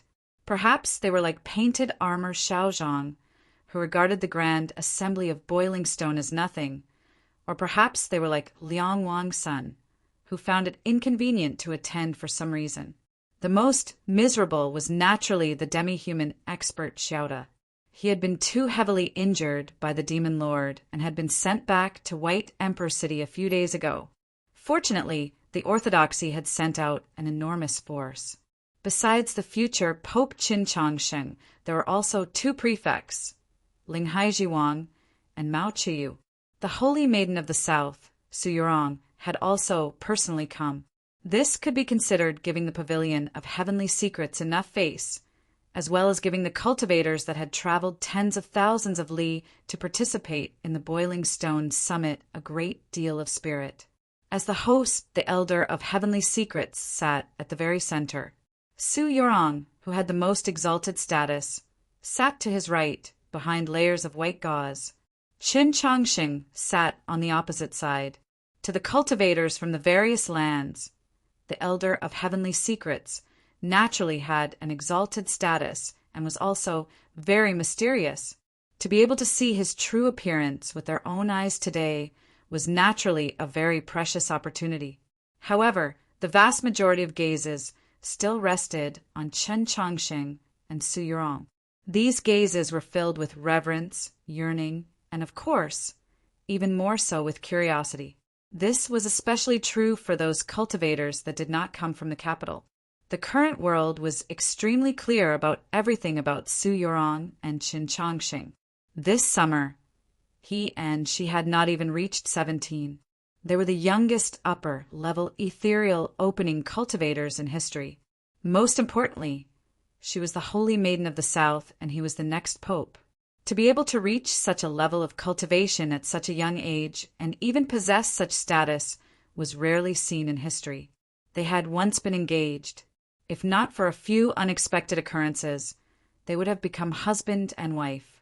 If this point was taken into account, this story would seem even more legendary. When everyone's gazes rested on Chen Chongqing and Su Yorong, the steward's voice from the pavilion of heavenly secrets seemed to fade into the distance, replaced by countless whispers. This young man and woman were truly far too famous. Their story was also truly too famous. The young Taoist entered the capital and was despised by the divine general's estate.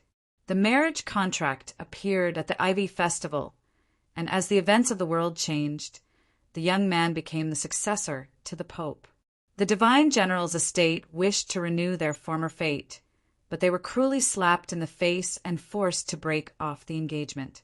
However, after the snowstorm on the Bridge of Helplessness, the young man and the young woman met for the first time, and the situation seemed to have changed once more. Chen Chongqing seemed to want to change his mind and marry a beautiful girl into his household, but he was coldly rejected by Su Yorong. Thus, many people knew of the scene of the young man standing in the snow in front of the palace on a snowy night.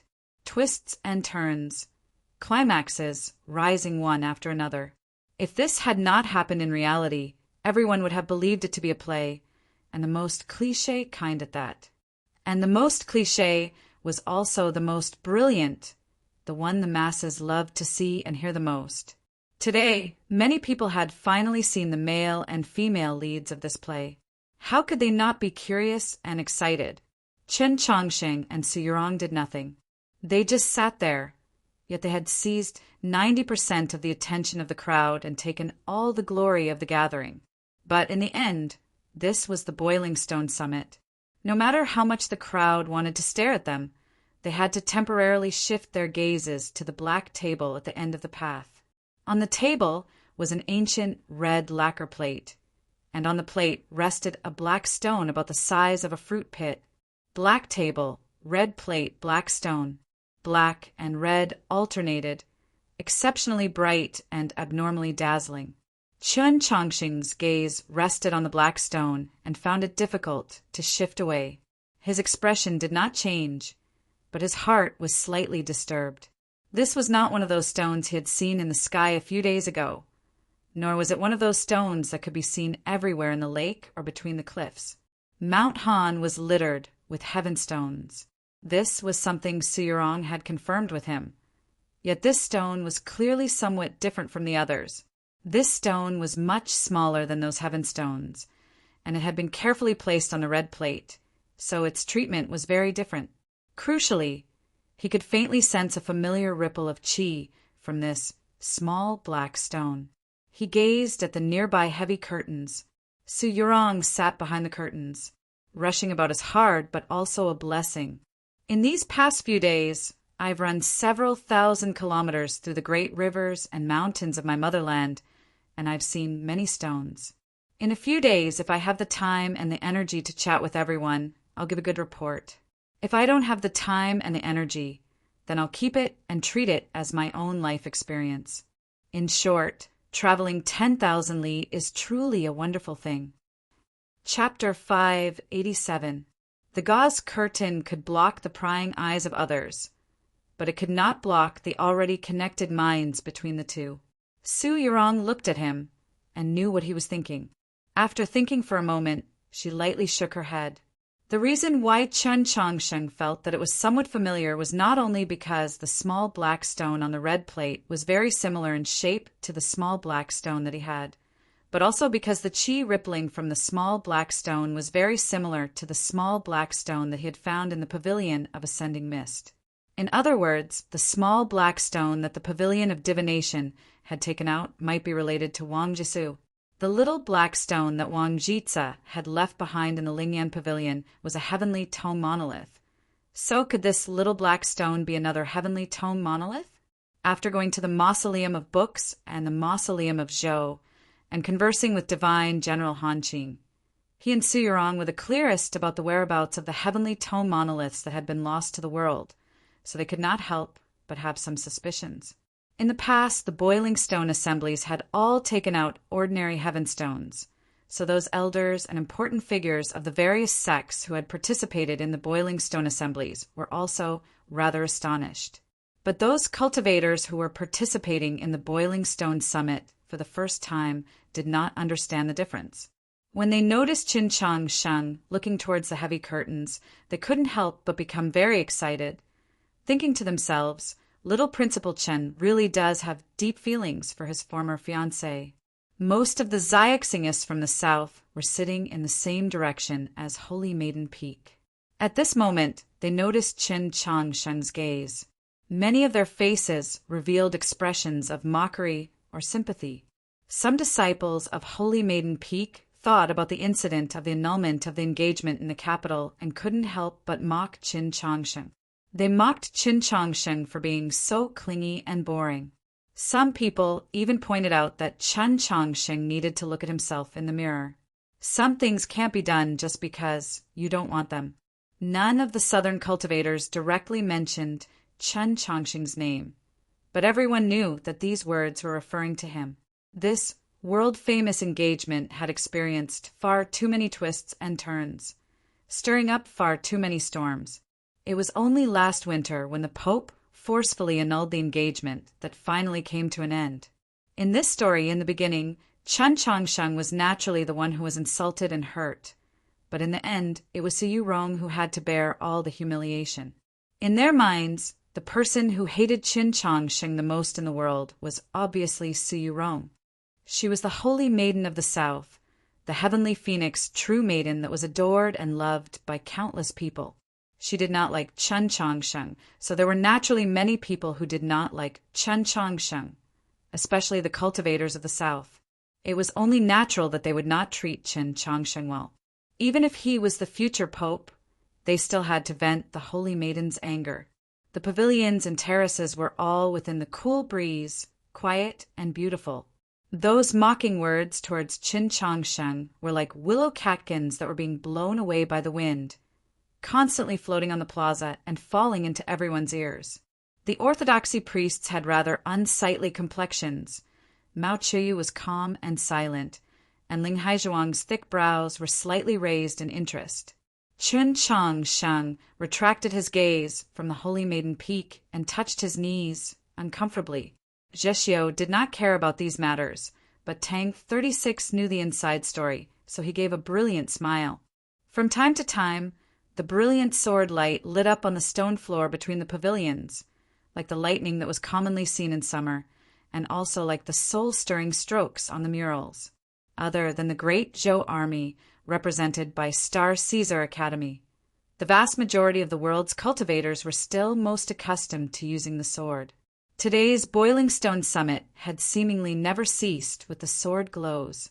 The cultivators that had the right to participate in the Boiling Stone Summit were all extremely talented geniuses, or at the very least, outstanding in potential and powerful in cultivation. At the very least, they were an entire level stronger than they had been in the Grand Examination and the Garden of Zhou. Those that had the courage to walk onto the stone platform and challenge others, or perhaps those that had the right to be challenged, were at least at the middle level of ethereal opening.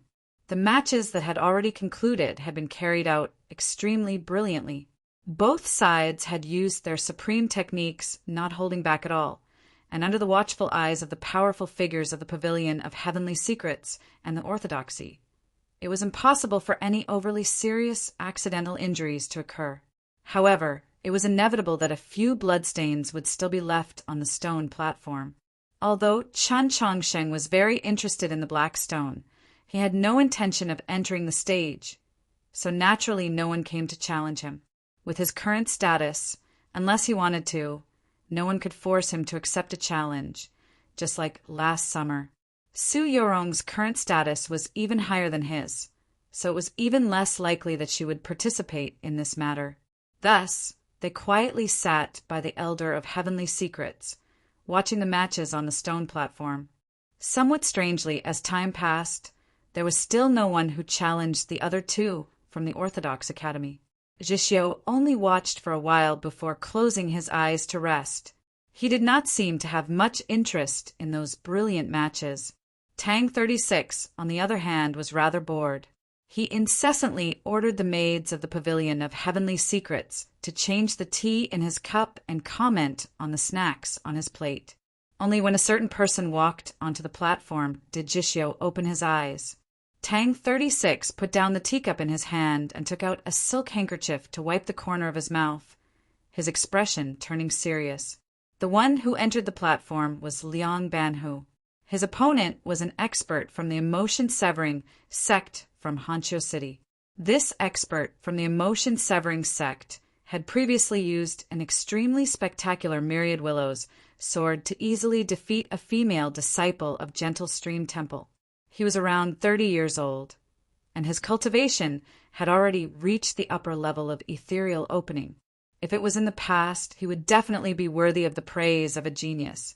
It was just that in recent years, there had been too many cultivators who were younger than him, had even more outstanding talent, and had stronger cultivation. Liang Banhu was a disciple of the Mount Li Sword sect, ranked 5th among the Divine State 7 laws, so he was naturally the representative of these youths. Perhaps it was because he had just defeated a southern cultivator and his confidence was at its peak. Or perhaps it was because the Divine State's 7 laws had stolen too much of his glory in these last 2 years and his dissatisfaction had accumulated too much. Of course, it could also be because of the resentment he felt from Su Li's letter destroying the Myriad Willows garden. This expert from the emotion-severing sect had unhesitatingly issued a challenge to the Mount Li Sword sect. His challenge of Liang Banhu seemed to be a very casual choice, but many people were well aware that this was a choice that had been made after deep and careful consideration, and it even seemed somewhat sinister. Liang Banhu was Liang Xiaoxiao's blood brother, and now the entire continent knew that Liang Xiaoxiao had once colluded with the demons, vainly attempting to murder his fellow disciples, as well as Qin Changxing and the others in the Garden of Zhou. After his plan failed, he had ruthlessly committed suicide, intending to frame Qin Changxing. This emotion-severing sect expert had naturally chosen Liang Banhu as his opponent to make a fuss in this aspect. As expected, Liang Banhu had just walked onto the stage when this person spoke in a cold voice. "You might be Liang Xiaoxiao's blood-related brother, but I won't put his crimes on your head. However, I won't allow you to have the chance to obtain this celestial stone." Hearing these words, the stage became extremely quiet. Everyone knew that this emotion-severing sect expert was only intentionally finding a reason. In reality, he wanted to shake Liang Banhu's will to fight. However, neither the Mount Li Sword sect nor the Holy Maiden Peak lineage, which shared the same voice and spirit, could give much of a response to these words. Liang Xiaoxiao and Liang Banhu were both descendants of the Liang household, and the role that the Liang household played in this period of history was far too complicated. If Liang Banhu was like Liang Xiaoxiao, unable to forget his origins in the household and unable to maintain his identity as a disciple of the Mount Li Sword sect, then him obtaining the Heaven Stone was something that many factions did not wish to see. Guan Feibai's face was covered in a layer of frost, his gaze brimming with killing intent as he stared at the emotion-severing sect expert. But in the end, he did not move. Go Hanqi's expression did not change as he calmly gazed at Liang Banhu's figure. He had great confidence in his junior brother. In the silence, before the battle had even begun, a voice first rang out. The speaker was Tang 36. He looked at the emotion-severing sect expert and said, "If you want to fight, then fight. Why speak so much nonsense?" The mood on the stage changed, and the expression of the emotion-severing sect expert subtly changed. To everyone's surprise, this was not the end. Soon after, everyone heard Tang 36's next words. "Just like that old ancestor of yours. In the end, wasn't he still beaten into an idiot?" The sect master of the emotion-severing sect, the master of Hancho City, and the soul of the Tianliangzhu clan were all one person.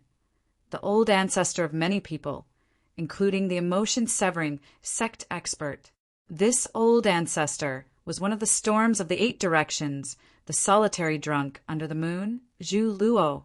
Tang 36's words were very impudent, very offensive, very unyielding. But if one carefully thought about them, they were not wrong.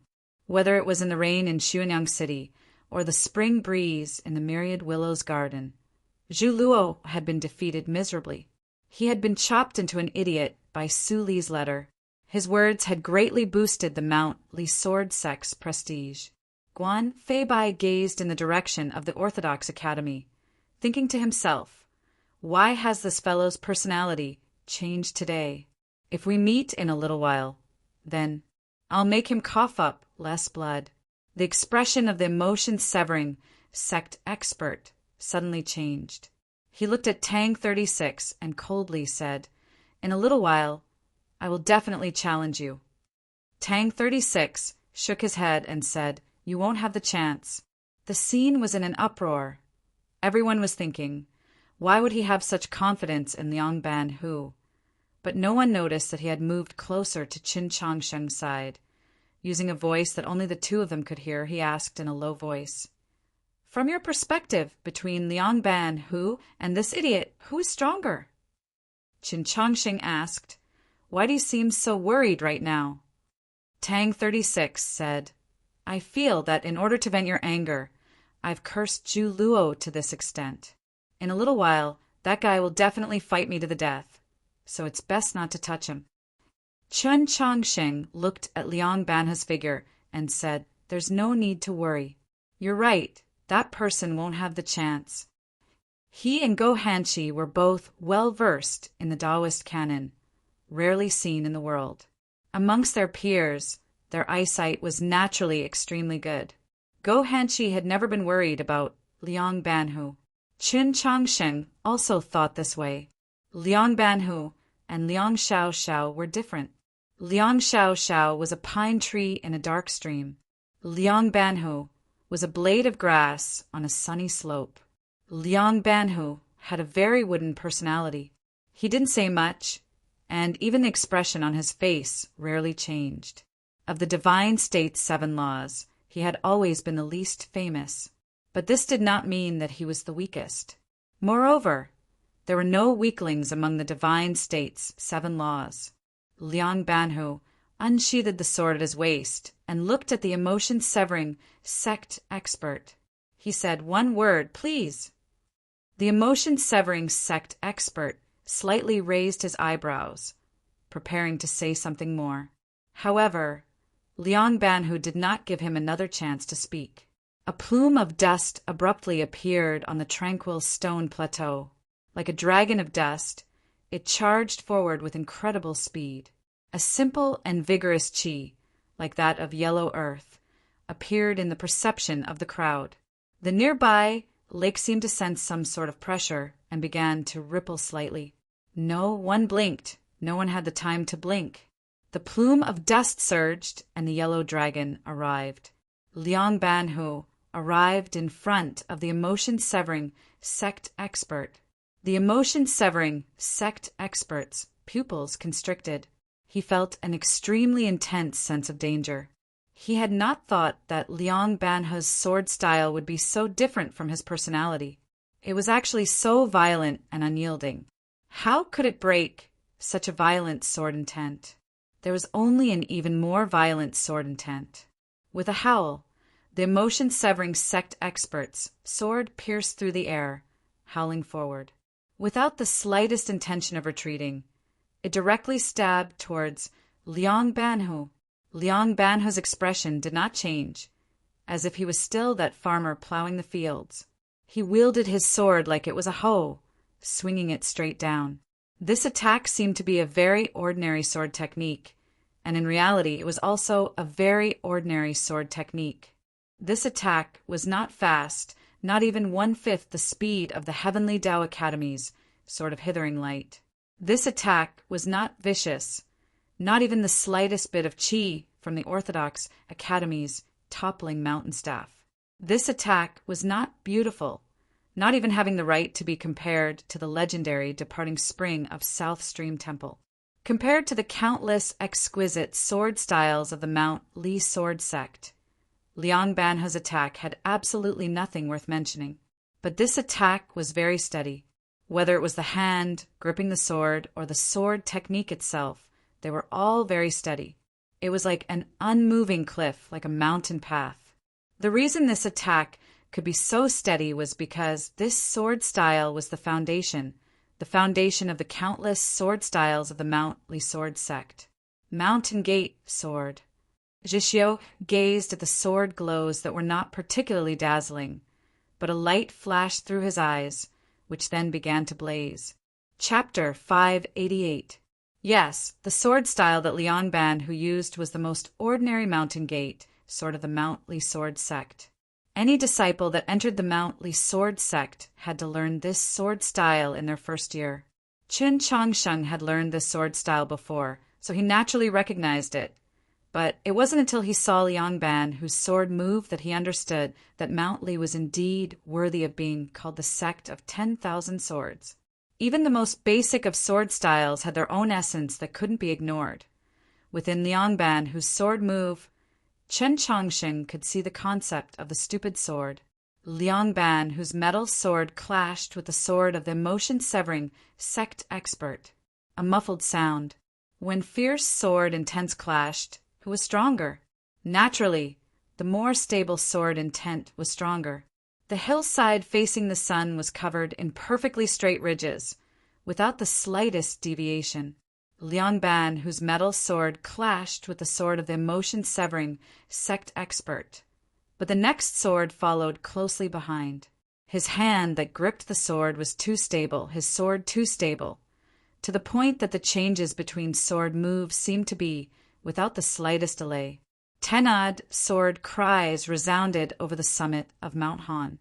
In just a few moments, Liang Banhu and the emotion-severing sect expert had already exchanged several moves. The metal sword was as stable as before, and it continued to advance. It was like walking through the ridges of the fields, but in reality it was even more like climbing the steep peaks of Mount Li. It did not walk fast, but its footsteps were extremely stable, so one day it would reach the highest point. The dust on the stone platform pervaded the air, sword glows appearing and disappearing. Suddenly, with a clear cry, Liang Banhu withdrew his sword and lightly retreated several zhang, his feet landing on the ground. His hand gripping the metal sword was still stable, his expression still calm, just like a farmer that had just finished plowing for the day. The emotion-severing sect expert, somewhat disbelievingly, looked at his chest. At some unknown time, a wound had appeared there. The wound was not deep and did not bleed too much, but it was very straight, looking like it had been drawn on. Victory and defeat in this battle had already been decided. Many people had thought that Liang Banhu might win. Although he was the least famous of the Divine State's 7 laws, he was still one of the Divine State's 7 laws. But no one could have imagined that he would win so easily, or more accurately, that he would win so steadily. Only by completely grasping the situation could one not give the opponent any chance. Could one be like plowing a field or climbing a mountain? Could one give off such a steady and natural feeling? Even more shocking was that from start to finish, he had used the most ordinary sword style of Mount Li, the Mountain Gate sword. Admit it. Liang Banhu sheathed his sword, clasped his hands, and bowed to the emotion-severing sect expert, then returned to the Mount Li sword sect group, his expression unchanged. But Jishio's eyes were the sharpest. He noticed that when he sheathed his sword, his sleeve was slightly trembling. In the face of a powerful enemy, his hand that held the sword was so steady. Now that he had one, why was his hand trembling? Naturally, it wasn't nervousness or uneasiness, but a faint excitement. In other words, it was the joy of venting the stuffiness in one's chest. The injured, emotion-severing sect expert was helped back to receive treatment from the Pavilion of Heavenly Secrets. A wandering cultivator from the northwest, seeing his pale face and dejected appearance, slightly frowned and turned in the direction of the Mount Li sword sect. Tianliang County was in the northwest. Other than the Snow Mountain sect, All the sects and vagrant cultivators within tens of thousands of kilometers were inextricably linked to the emotion-severing sect or the Zhu clan. In other words, they all worshipped Zhu Luo as a god. It was obvious that this wandering cultivator would issue a challenge to the Mount Li Sword sect. The Mount Li Sword sect had not given him this chance. Guan Feibai walked onto the field and impassively said to the wandering cultivator, "Come. Since I know that you want to challenge me, it's better to be straightforward and let me challenge you."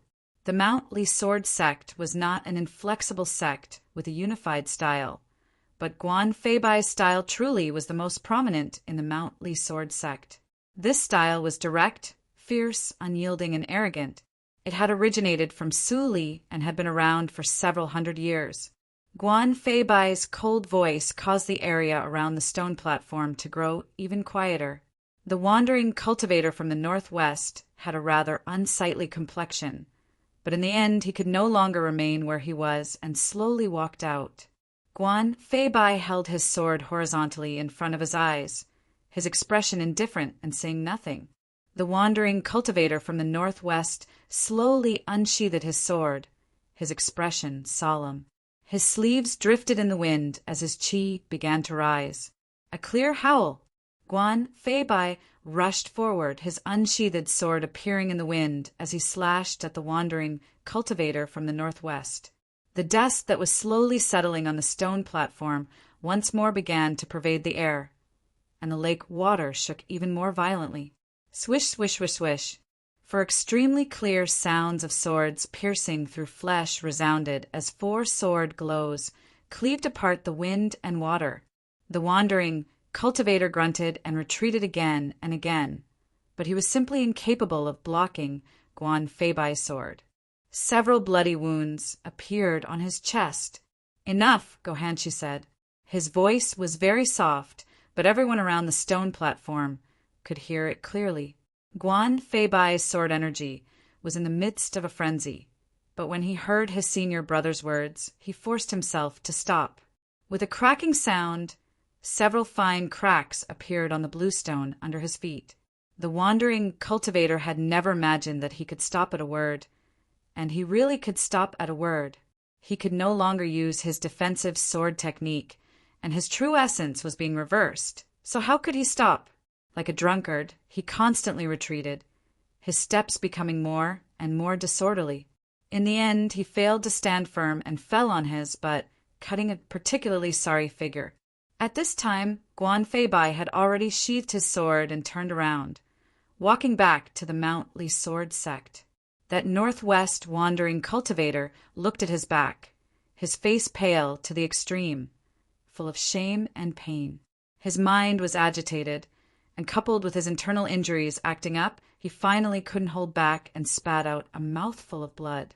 The stone platform by the lake was still quiet, even quieter than before, like a deathly stillness. Tang 36 said nothing, and for once he did not mock Guan Feibai. The crowd was stunned by Guan Feibai's cultivation in the sword and his lethality. They were also speechless, but they did not notice a detail in this battle that had passed in the blink of an eye. Zheshio noticed, and with a slightly stern expression, he said, "He's still using the Mountain Gate sword." At this moment, a furious rebuke came from the stone platform. "Your Mount Li Sword sect is truly going too far." Everyone could clearly see the current situation. This was a battle between the Mount Li Sword sect and Tianliang County.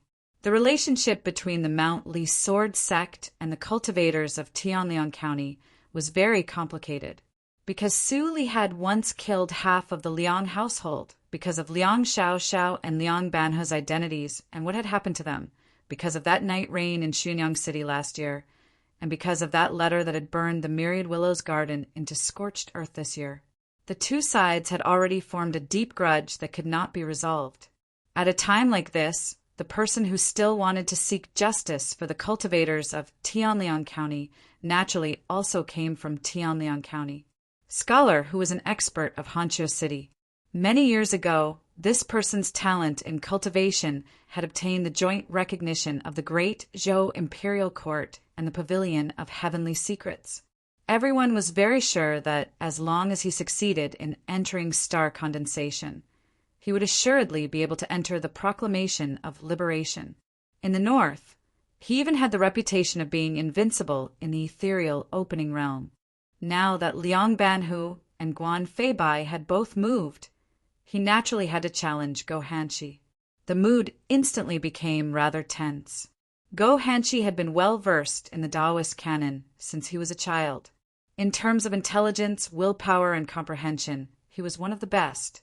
If not for Qiu Shanjun in Mount Li and Su Yorong and Chen Chongqing outside Mount Li, he would assuredly be the most suitable leader of the human world's younger generation. Although a scholar whose reputation was not as resounding as his, he had cultivated for many more years than Chen Chongqing. In both cultivation and experience he was superior. For these two experts to exchange blows in the Boiling Stone Summit, one could imagine just what sort of intense and marvelous battle would ensue. Go Hanshi walked onto the stage and nodded at Scholar, but he did not speak. Scholar, who said that the Mount Li Sword sect was bullying others too much. He did not reply, did not argue, because although he was skilled in this path, he was not willing to do so. But in the eyes of everyone else, was this sort of calmness and silence not a form of disregard and humiliation? Scholar, who expressionlessly asked, "Do you not have anything you want to say?" Go Hanshi shook his head. He had nothing he wanted to say. Starting from that storm in Xuanyang City to that emotion-severing sect expert mentioning Liang Xiaoxiao, it was foreordained that there would be a battle today. The mountain gate of Mount Li was a real gate. Upon opening this gate, one could see Mount Li. The people of the Mount Li Sword sect all had different personalities, but they all liked to get straight to the point. Go Hanshi was a gentle person, but he was no exception. He unsheathed his sword and thrust forward. It was only one strike. Scholar who had lost. A crushing defeat. This strike was called straight to the point. The first move of the Mount Li Sword sect's Mountain Gate sword. The lakeshore was quiet. The gazes of the crowd constantly shifted between the unconscious and injured Scholar, and the returning Go Hanshi. They were shocked, speechless, gradually becoming perplexed. Chen Chongqing was also somewhat perplexed, but it was not because Go Hanshi had so easily defeated his opponent. He had always admired, even admired, Go Hanshi. He had always believed that the reason he had been able to defeat Go Hanshi in the grand examination was not because he was stronger than Go Hanshi, but because he had more reasons than Go Hanshi to take first place of the first banner in the grand examination. He had no longing for this world. That Scholar who had been praised in the north as invincible in the ethereal opening realm. But so what? If he could defeat a cultivator at the initial stage of star condensation, then Go Hanshi could too.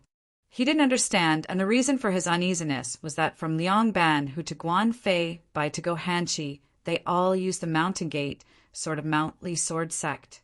This could be understood as the confidence of the disciples of Mount Li and the pride of the 7 rules of God. But he always felt that behind this choice, there should be some other meaning hidden.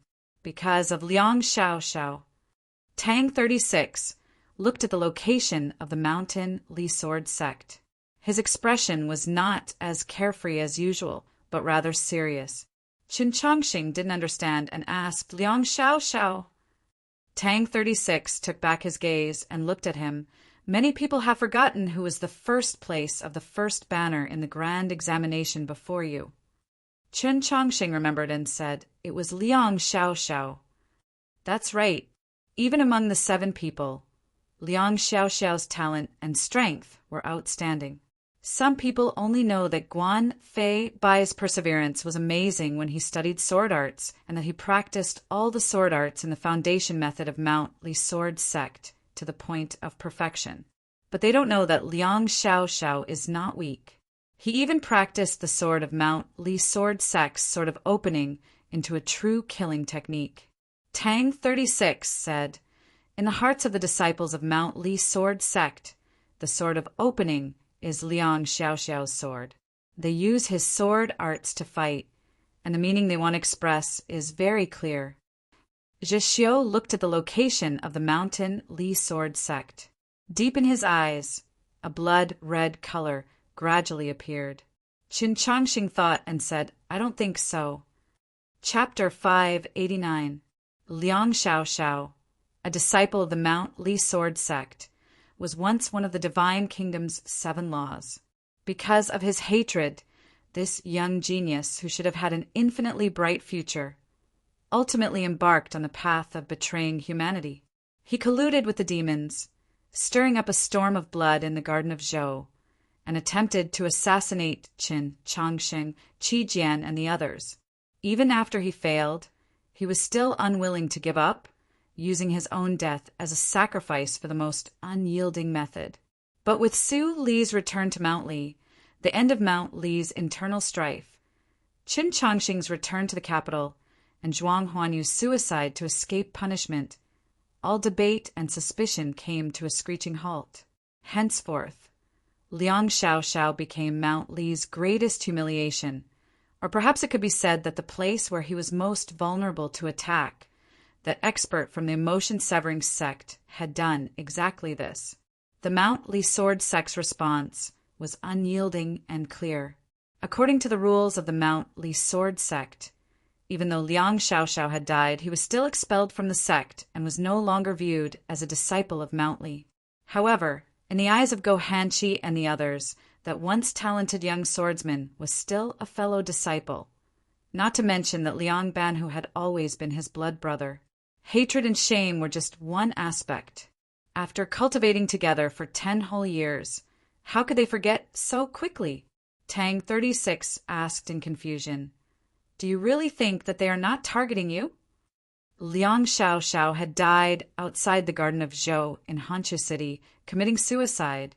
But if one looked at it from another perspective, was it not the same as dying under Qin Changxing's sword?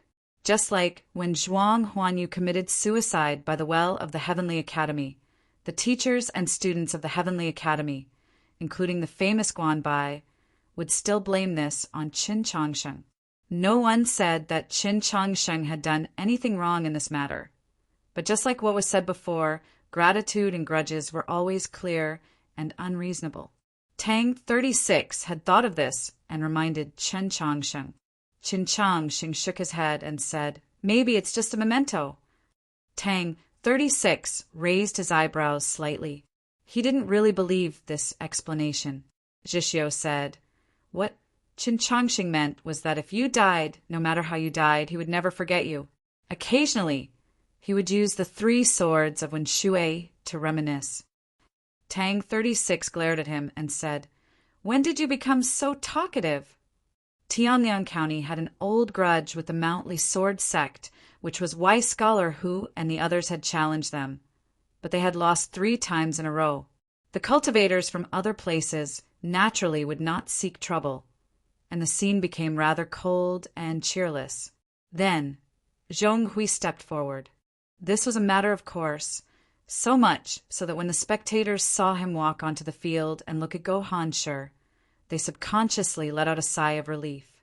In last year's grand examination, Qin Changxing was first upon the first banner, with Go Hanshi second and Zhong Hui third.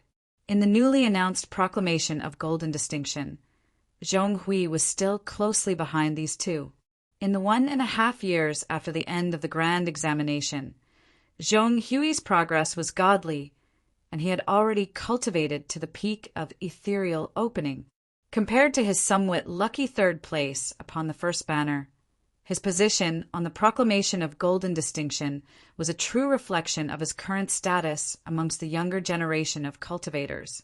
But he was still below Qin Changxing and Go Hanshi, so he naturally had to challenge Go Hanshi in the Boiling Stone Summit and then Qin Changxing. He calmly looked at Go Hanshi, his peripheral vision falling upon Qin Changxing. This sort of calmness represented confidence. Guan Fei Bai was also very confident and at the same time very proud. He had always looked down upon Zhong Hui and felt that this scholar from Scholartree Manor was feigning calmness. He coldly laughed a few times and prepared to enter the field to meet his opponent. Go Hanshi stopped his junior brother. "Zhong Hui did not speak, but everyone knew that the target of his challenge was Go Han-shur. He wanted to give his opponent sufficient respect. The lake breeze lightly blew upon Zhong Hui's sleeves and upon the fine sand on the stone plateau. Go Han-shur walked on the surface of the fine sand, leaving behind shallow footprints. Zhong Hui looked at him, his expression calm, even somewhat wooden, as he unsheathed his sword from its sheath. Following his movements, his sleeves instantly calmed down, because the wind blowing from the surface of the lake had stopped, chopped into pieces by the sword intent he emitted, vanishing into the air. Go Han-shur slightly raised his eyebrows, somewhat surprised.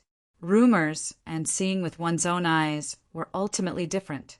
Everyone said that Zhong Hui had already cultivated to the peak of ethereal opening, and that he might even become the second extraordinary individual after Qiu Shan-jun to succeed in star condensation. But only by personally seeing and feeling the lake breeze that had passed away could people be certain that his sword intent was already so powerful, only a step away from that threshold. Go Han-shur's expression grew solemn. The mood on the platform also grew solemn. However, unlike what people imagined, Go Han-shur's solemnity was not because he had realized that he might lose, but because he thought that he could no longer conceal his strength. Without thinking for too long, he made his decision. An indistinct, extremely light qi began to emanate from his body. The lake breeze that had drifted through the air seemed to be summoned by some sort of energy. Slowly but clearly, it began to take form once more, leisurely drifting around him. At this moment, the blazing sun was high in the sky. Although this was the summit of a high and cold mountain, the temperature had gradually warmed. The blazing rays of light fell upon the surface of the lake, and those stones, refracting and scattering, somewhat dazzling. Those bright rays of light were not able to directly fall upon Go Han-shur's body, because wisps of the lake breeze drifted around his body. The rays of light refracted and scattered once more, still bright, but no longer so dazzling. Moreover, they were cut into countless specks of light by the lake breeze, reflecting on his blue robes like the scenery of a forest, but also like countless stars. That indistinct qi suddenly became incomparably calm, incomparably clear. Countless specks of starlight danced in the space between his eyebrows and his robes, but they did not go far. The stone platform by the lake was deathly still. For a very long time, no one opened their mouth to speak. Just when those specks of starlight began to dance, Zhong Hui's expression changed. His calm, even somewhat wooden expression was instantly replaced by shock and defeat. His face became very pale without a trace of blood. After some time, he finally awoke and said in a trembling voice, "I lost." As he said these 3 words, he seemed to be in great pain. After saying this, he seemed much more relaxed. Sheathing his sword, he turned and left. The stone platform by the lake was still quiet. A clear and gentle voice rose up. "Congratulations, senior brother." The speaker was Su Yorong. Many people had already guessed or understood why Zhong Hui had conceded, but only when she said these words did they dare to believe it, because it truly was rather inconceivable. The entire crowd was silent. The silence had already persisted for a very long time. Go Han-shur had already succeeded in star condensation. His expression was very calm. The disciples of the Li Shan sword sect could not conceal their pride. Guan Fei by still had that deadpan face, but his gaze towards the people of the Orthodox Academy was clearly somewhat different. Chen Changxing said emotionally, "Admirable." Zhixiu said, "Second fastest." Amongst the younger generation, Go Han-shur could be ranked second in terms of speed in star condensation. Mou and Tian Haixing Shui were both slightly older than him when they succeeded in star condensation. As for the person ranked first, it was obviously Qiu Shan Jun Tang 36, expressionless, said in a low voice, "You have to hurry." This sentence was naturally said to Qin Changsheng. Go Han looked towards the people of the Orthodox Academy, looked at Chen Chongsheng, and slowly nodded. He did not speak, but Chen Chongsheng understood his meaning. Chen Chongsheng was silent for a while, then stood up. The crowd was in an uproar. Chapter 590. The uproar was the amalgamation of many voices, the sound of discussion, the sound of sighs. The relationship between the Mount Li Sword sect and the Orthodox Academy was no longer that initial enmity. It was just as Go Hanshi had told his junior brothers before coming to Mount Han. They were not enemies, but they were still opponents. Even if there was no enmity, they would still meet again. The Mount Li Sword sect had easily repelled the hostile experts of Tianliang County. Go Hanshi had displayed his star condensation cultivation and, without a word, had forced back scholarly manners Zhonghui. With the situation developing to this point, it was very natural for him and Chen Chongsheng to meet. Almost 2 years had passed since the final match of the grand examination. Many things had happened in these 2 years, so would the result of this battle have changed? In the world, only Chen Chongsheng and Go Hanshi were well versed in the Taoist canon. They possessed a cultivation level and talent that were difficult for their peers to reach. Everyone wanted to know just which one of them was stronger.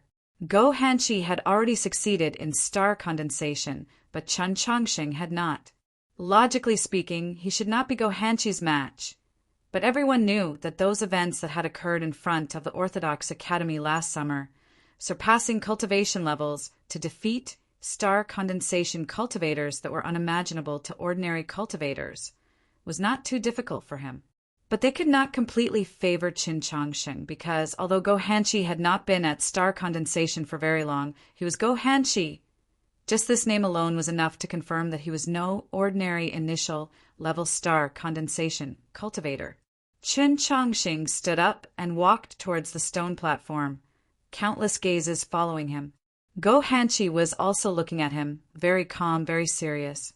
Just at this moment, a clear sound suddenly came from the pavilion by the lake.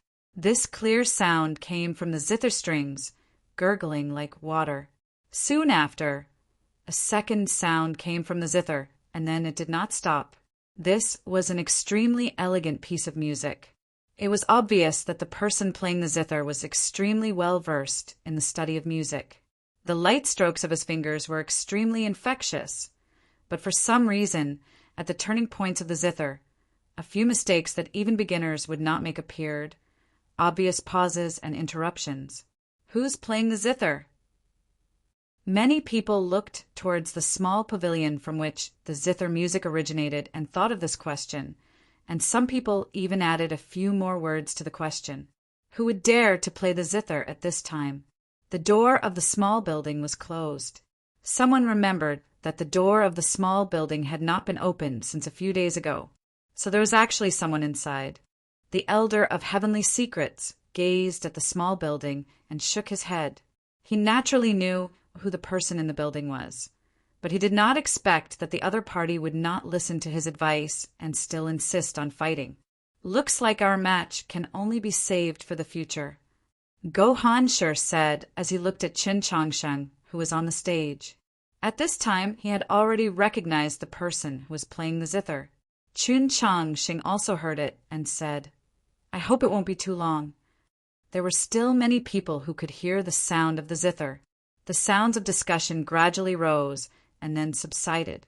Countless gazes were cast on the small building, faintly tinged with excitement. The zither player was Guanbai, the true leader of the Heavenly Tao Academy's younger generation. Famous name Guanbai. Go Hanshi indeed wanted to spar with Chen Chongsheng, but upon hearing the zither music, he had no choice but to concede. Everyone present was indeed looking forward to seeing the contest between Go Hanshi and Chen Chongsheng, but they wanted to see the contest between Chen Chongsheng and Guanbai even more. This was because the people of the continent had already waited an entire year for this contest. Last summer, the gate of the Orthodox Academy was incomparably lively.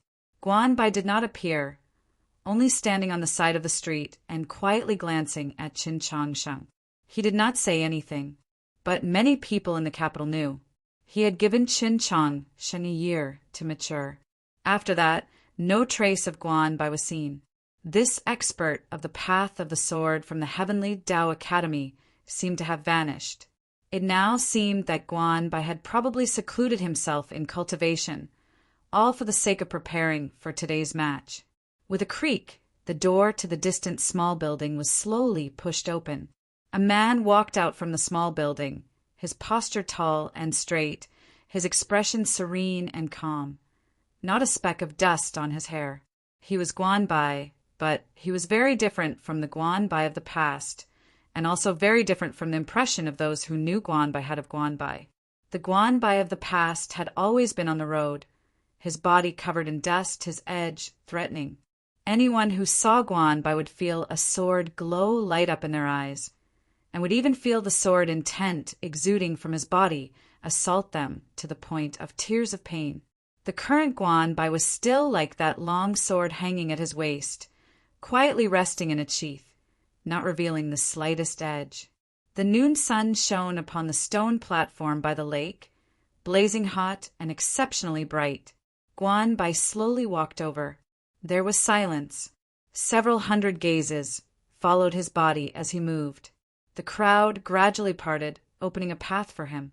Suddenly, there was a slight disturbance in the crowd, and then cries of alarm gradually rose up. It was unknown what they had seen, but they seemed particularly shocked. Tang, 36, stood up and gazed in that direction, his expression instantly turning serious. Chun Chongsheng had already seen it, and his expression was very solemn. The lake breeze lightly blew, and his sleeves lightly fluttered. Guanbai's sleeves lightly fluttered, occasionally being rolled up. His right arm had actually been severed. An uproar, a true uproar. Cries of alarm rang out incessantly. Everyone believed that in this year, Guanbai would continue his journey, perhaps conceal his identity, and go to the northern battlefield to kill enemies, or perhaps cultivate and prepare for battle. Who could have expected that when he once more appeared in front of the world, he would be missing an arm? Even more shocking was that it was his right arm that had been severed. In the view of many people, Guanbai was the genius of the sword most likely to enter the top 10 of the Proclamation of Liberation. He was much younger than Wang Po's generation. Now, he didn't even have the right hand to hold his sword. Would the once genius of the sword really fall into the mundane world? Under shocked gazes, Guanbai arrived. After bowing to the elder of heavenly secrets and Su Yorong, he very naturally walked up to the platform where the orthodoxy was. No matter what, he was still a person of the Heavenly Tao Academy, a person of the orthodoxy. He bowed to Ling Haijiwang and Mao Chuyu. It was obvious that Ling Haijiwang and Mao Chuyu knew about his severed arm. Ling Haijiwang replied, "Just do your best." As the previous principal of the Heavenly Tao Academy, Mao Chuyu's emotions were naturally much more complex. He looked at Guanbai, wanting to say something but then hesitating. In the end, he only sighed and said, "It's coming." Guanbai replied, "It had to come in the end." Then he turned to Chun Chongsheng and very calmly and solemnly bowed. Chun Chongsheng did not dodge. He accepted his bow and then returned it. Guanbai calmly gazed at him. He also did not dodge, accepting this bow. A faintly discernible light appeared in his eyes, bright and somber, like the autumn sun high in the sky. "Everyone is waiting. Come," he said to Chun Chongsheng. After saying this, the sword light disappeared into the depths of his eyes and could no longer be seen. Chun Chongsheng looked at his empty sleeve and said, "I don't think it's appropriate." Guanbai replied, "In this year, no more miracles have occurred on your body, and I've also learned to use my left hand in the sword. It's very fair, perfect for me to give it my all." Chun Chongsheng fell silent, then asked, "Why can't you let go?" "No one has let go of their hand as thoroughly as I have," Guanbai said with a smile. His hand was already gone, so what need was there to let go? It was just that there were some things that could not be let go. His smile gradually faded as he calmly said to Chun Chongsheng, "No matter how unbearable Huan Yu is, he's still my junior brother." Yes, there were many things that could not be let go. Although Liang Xiaoxiao had colluded with the demons, his crimes unpardonable. Go Hanshi and the other disciples of the Mount Li Sword sect would still miss him. Just like Zhixio had said, if Tang 36 really did something that angered both men and gods, Qin Changxing would still find it impossible to loathe him. Grudges had always been unresolvable and incomprehensible. The matter is pretty much done, but it seems like my laziness has returned. I'll do my best to recover as soon as possible. Chapter 591. Guan Bai had given his opinion, and now it was up to Qin Changxing whether or not he would accept it. To him, this truly was a rather troublesome problem. In the view of many people, at least today, he should not have taken action. Guan Bai was not one of those ordinary initial level star condensation cultivators who had once lost to his sword, but a true expert of the sword, his cultivation far above Qin Changxing's. More importantly, Guan Bai had for some reason been heavily injured, his right arm severed. Even if he did as he said and mastered the sword with his left hand in this year, it was still impossible for him to recover his peak strength. Even if Qin Changxing used all his strength to defeat his opponent, it would not bring him any glory. He was the future pope. If he won, he would only provoke criticism, but if he lost, it would be extremely humiliating. The best method was to not accept his opponent's challenge. It was very quiet. Everyone was looking at Qin Changxing, waiting for his decision. No one dared to urge him, but the silence and those gazes were also an invisible pressure. Just at this moment, a clear and cold voice rose up from behind the layers of white gauze. The road is long and arduous, but since you've already begun, how can you stop? As long as you continue to walk, there will always be a day when you reach it. There's no need to care about whether it's sooner or later, much less about victory or defeat. What need is there for your heart to be disturbed by the slander of the world? Could it be that you still can't see this clearly? The number of people in the world that could speak to Qin Changxing in this tone did not exceed 10. Of the people present, only the elder of heavenly secrets and Su Yurong had the right. The speaker was Su Yurong. Her voice could be described as clear and cold, but it could also be described as apathetic. There was not much clear emotion in it. Many people followed the voice to the high platform behind the layers of white gauze, gazing at that faintly discernible, beautiful figure. A strange emotion arose in their hearts because the atmosphere had become rather strange. Su Yurong's words seemed to be encouragement, but if understood from another perspective, they were more like goading, even taunting. When the crowd thought of this, they couldn't help but sigh. They thought even a holy maiden with a brightly lit Tao heart would still be somewhat resentful at the humiliation of having her engagement annulled in the capital. When the people of the Mount Li Sword sect heard these words, they began to have other thoughts. Guan Feibai looked at Go Hanshi and said somewhat uncertainly, from junior sister's reaction, eldest brother should still have a chance. Go Hanshi was well versed in the Taoist canon, but he really did not understand these matters. At this moment, the only person present who truly understood the truth of the matter was Tang 36. He looked at the expressions on the faces of the crowd and the movements on the side of the Mount Li Sword sect. His lips curled into a cold smile, tinged with ridicule, as he thought, how could you people understand the affections of this young couple and their display of affection? People thought Su Yurong's words were meant to mock Qin Changxing. Tang 36 knew it wasn't, and Qin Changxing knew even more that it wasn't. He understood what she meant. Cultivation required continuous tempering, and progress required continuous challenges. Victory and defeat were not important, and slander was even more insignificant. If he wanted to break through, he needed to learn to ignore all of this and return to the essence of cultivation. Through life's comprehension, through battle to obtain perception beyond the normal value, through the greatest pressure between life and death to obtain powerful spiritual power. He did not look at her behind the white veil, but at the hot mist in the depths of the lake. Finally, he withdrew his gaze and looked at Guan Bai. The lake breeze blew gently, blowing up the dust between the stone slabs, the light sleeves that had lost their substance, as well as his sleeves. He walked to the center of the field and arrived in front of Guanbai. This was the first time many people had seen him up close. They discovered that the legendary Qin Changshan was not particularly handsome, but his brows were extremely clean, even carrying a hint of youth. He stood there, like a fresh and clean spring breeze, possessing an aura of detachment from the mortal world. The crowd began to sigh with emotion as well as praise. Guanbai was very calm, saying nothing more. He took the long sword from his waist, grasped it in his hand, and raised it in front of him. He only had one hand left, so how could he draw the sword? His hand slowly moved up, arriving at the hilt. His knuckles slightly tightened as he tightened his grip. With a pleasant grinding sound, the sheath slowly slid down, revealing the bright blade. This scene was very beautiful. It was like several dozen moh of moss on the surface of a lake, being slowly swept up by a great gale and then carried away.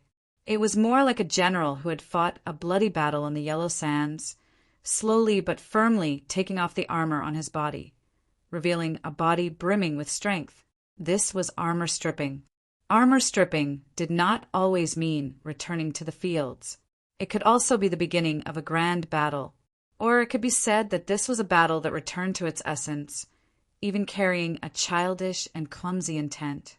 This battle was not influenced by any external factors, was not entangled by the interests of factions, had no bargaining chips or gambling stakes. It was just a simple battle. It was a competition of strength, a struggle for victory and defeat, a battle to one's heart's content. It was just a simple sight of his sword unsheathing, but Guanbai had completely revealed his intentions and fighting spirit. Many people's eyes lit up, especially cultivators like Guanfei Bai, who did not like this sort of battle. Even Tang 36 felt his body heat up. He subconsciously walked over to the battlefield, arriving at the side of the Mount Li sword sect, wanting to get a little closer to this battle. Only Zhixiu had no reaction. His expression remained indifferent, unable to arouse any interest. Unlike what the common people imagined, he actually did not like fighting. In his view, the goal of fighting was to kill the enemy. Victory and defeat, such matters as satisfaction, were truly too excessive. In the next moment, the fighting spirit that had just been stirred up in the crowd rapidly vanished.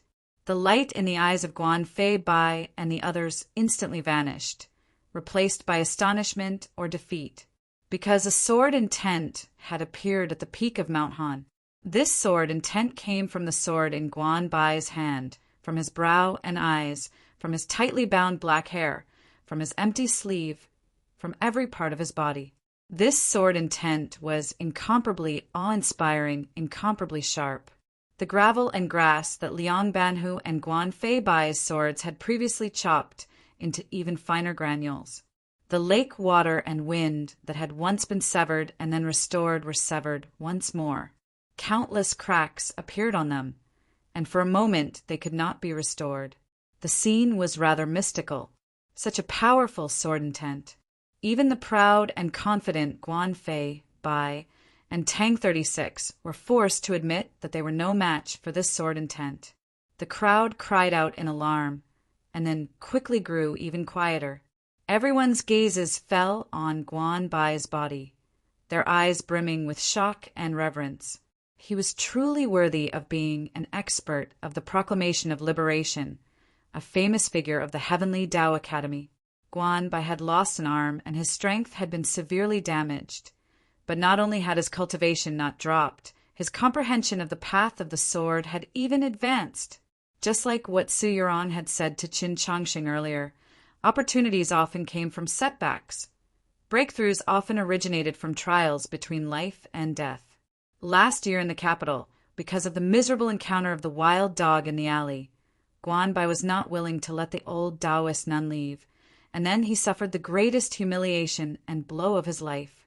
He left the capital and secluded himself in a remote mountain village. He used half a year to recover from the wound of his severed arm, and then he began to quietly comprehend. By the stream at the base of the cliff, by the pond behind the farmhouse, he calmly and seriously pondered for a very long time. He confirmed that he had not done anything wrong that night, let alone the fact that he was already an expert of the Proclamation of Liberation, even if he was still that 5 or 6-year-old child who could not cultivate. He would still have stood up, because this matter was right, was something that he should have done. So why bother with it? Why care who that old Taoist nun was? Why regret? No, there was no regret. Guanbai did not know that many years ago, in the wilderness of Tianliang County, a person called Wang had once thought about this problem by the stream and pond. After Wang thought through this problem, he finally obtained his own path of the blade. Although this path of the blade was still far from being as powerful and terrifying as Zhou Dufu's path of the blade in terms of cultivation, it was already qualified to be discussed in the same breath. This path of the blade was called straight. After Guanbai thought through this problem, he also obtained his own path of the sword, which was also called straight. On that day, the mountain was covered with maple leaves. The cicadas by the pond were silent in winter. His path of the sword was complete. Qin Changxing sensed Guanbai's sword intent and felt admiration. He viewed Wang Pa as his idol, so how could he not like this sort of sword intent? Moreover, he faintly knew what Guanbai had encountered in the capital. He greatly admired his opponent for being able to recover from the severe injury of his severed arm in a short year, and for his cultivation of the path of the sword to even surpass it. He even more admired the reason for his injury. Such a person, such a sword intent, how could he repay him? Of course, it could only be straight. With a boom, the plain of snow in his body began to fiercely combust, transforming into countless strands of true essence that passed through those narrow meridians and was transported everywhere. His body dragged out a blur on the stone plateau, transforming into a straight line. He arrived in front of Guanbai and stabbed out with his sword. This sword was incomparably straight. Chapter 592. The lake wind poured into the sleeve of his Taoist robe, causing it to flap like a great banner. The stainless dagger flew through the air as if it was about to ignite. Out of respect, and also because of his strength, Qin Changxing did not hold anything back. He attacked with his most powerful blazing sword, and the direction and angle chosen for this sword was naturally the intellectual sword. This sword seemed perfectly straight, but in reality it was constantly changing its path. Guanbai quietly stood at his original position. His sword had not moved, but his domain had already formed. With a rip, a small hole was torn in Qin Changxing's sleeve. His sword had already arrived in front of Guanbai. Back in the wilderness, Su Li had said that in the present world there were very few perfect star domains. But the current situation was completely different from what he had said, because it was not Qin Changxing's sword that had found a hole in Guanbai's star domain, but Guanbai who had taken the initiative to disperse his star domain. It was just like the decision Liang Wangsun had made in facing Qin Changxing's sword in Xuanyang City. They were both experts on the Proclamation of Liberation, so their intelligence in dealing with situations was often interlinked. Although Guanbai's cultivation in the path of the sword was high, he did not believe that he could definitely defeat Qin Changxing, who had received Su Li's personal guidance on the path of the sword. If he could not obtain an absolute advantage in the subtlety of his swordsmanship, then rather than forming his star domain and passively waiting to be attacked, it was better to rely on the advantage of his cultivation to forcefully receive the attack. Just like that, Guanbai's sword forcefully chopped down. He paid no attention to Qin Changxing's sword. Because his cultivation level was far higher than Qin Changxing's, he believed that his sword would assuredly be faster and heavier than Qin Changxing's. So Qin Changxing would assuredly have to draw back his sword to defend. No matter how high one's talent, no matter how exquisite one's swordsmanship, it was impossible to change this fact. Guanbai's sword was like a waterfall descending from the sky, rumbling like thunder as it descended towards Qin Changxing. He could only stop his advance and draw back his sword. A sword that could not return was forced to be drawn back. Whether it was the blazing sword or the intellectual sword, both had lost their meaning. The two most powerful sword techniques he had learned from Su Li had been so easily broken. Fortunately, Su Li had taught him 3 swords in total, and the third sword was most suited for defense. The stainless sword somewhat awkwardly returned to his side, somewhat clumsily raised to the sky to welcome the waterfall descending from the sky. The waterfall was on the mountain. No matter how hard the stone mountain was, it would be washed out by the waterfall into a deep pool. However, in the pool water, people would always see some stones covered in moss. Even after being washed by the water for 1,000 years, they still didn't move, persevering there, just like the dagger in Chen Chongsheng's hand. This was a sword that not even Su Li had learned. Guan Bai's sword energy surged forth like a tide, but it was unable to break through Chen Chongsheng's defense. The sunlight that shone on the lakeside became a lot lighter in an instant. That was because countless golden stars exploded between their swords, as beautiful as a fiery tree. There was a loud bang. Chen Chongsheng retreated a few dozen feet before he managed to stabilize his body with difficulty. His Taoist robe was torn, his leather boots shattered, and a clear mark appeared on the stone platform. Guan Bai did not give him any chance to catch his breath and followed his sword. He was using the Heavenly Academy's Sword of Hithering Light. In terms of speed alone, it could be said to be unparalleled. Countless sword lights illuminated everyone's eyes. It was like the surface of the lake under the setting sun was covered in innumerable golden lines. The clear cries of swords incessantly rang out, particularly concentrated, ultimately forming a straight line. It was dull and monotonous, yet it also made one's heart palpitate, like a flute playing the highest note. Guan Bai's powerful sword intent, accompanied by this clear cry, incessantly rose higher and higher. The sword glows on the stone platform became increasingly dazzling, making it impossible to look directly at them. The spectators grew more and more nervous. Guan Bai's cultivation in the path of the sword was too powerful. No matter how exquisite Chen Chongsheng's sword style was, just how long could he last? Based on the current situation, this battle seemed to have already been decided. Su Yorong sat behind the curtain, the worry in the depths of her eyes unseen by anyone.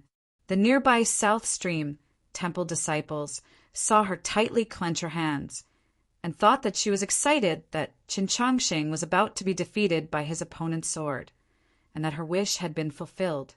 The array laid down by the pavilion of heavenly secrets had long since been activated.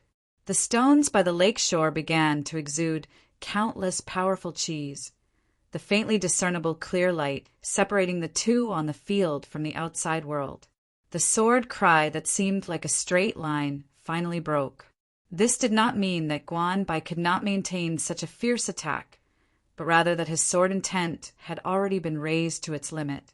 He no longer needed to deliberately condense his sword energy, but rather became even more free and unrestrained. The sword intent grew increasingly awe-inspiring. Countless smooth cracks cut into the stone floor. Even the clear light enveloping the field seemed to be on the verge of being cut apart. Chen Chongsheng and Guan Bai's movement techniques grew faster and faster, almost becoming 2 streams of light. They constantly spun around the field, making it very difficult to see them clearly. As for the specific sword techniques they were currently using, besides the Elder of Heavenly Secrets, Ling Haizhuang and a few others, no one else could understand them. After an unknown amount of time, the 2 figures finally separated. As the dust settled, the 2 calmly stared at each other, separated by tensome zhang. Guan Bai was the same as before without the slightest change. Chen Chongsheng, on the other hand, was in a very miserable state. His Taoist robe had been cut into countless places, his face was pale, and the hand holding the stainless sword was faintly trembling. Everyone could see that he had suffered significant injuries and would soon be unable to hold on, but no one would look down on him or feel disappointed because of this. This was because the fact that he had been able to hold on for so long under Guanbai's sword was already an extraordinary feat. It could not be forgotten that although he was the next pope, a genius that everyone had placed their hopes on, he was still a young man, not even 17. Countless gazes fell on Chen Chongqing's body, everyone waiting to hear him concede. Conceding defeat was not shameful. No one could always win.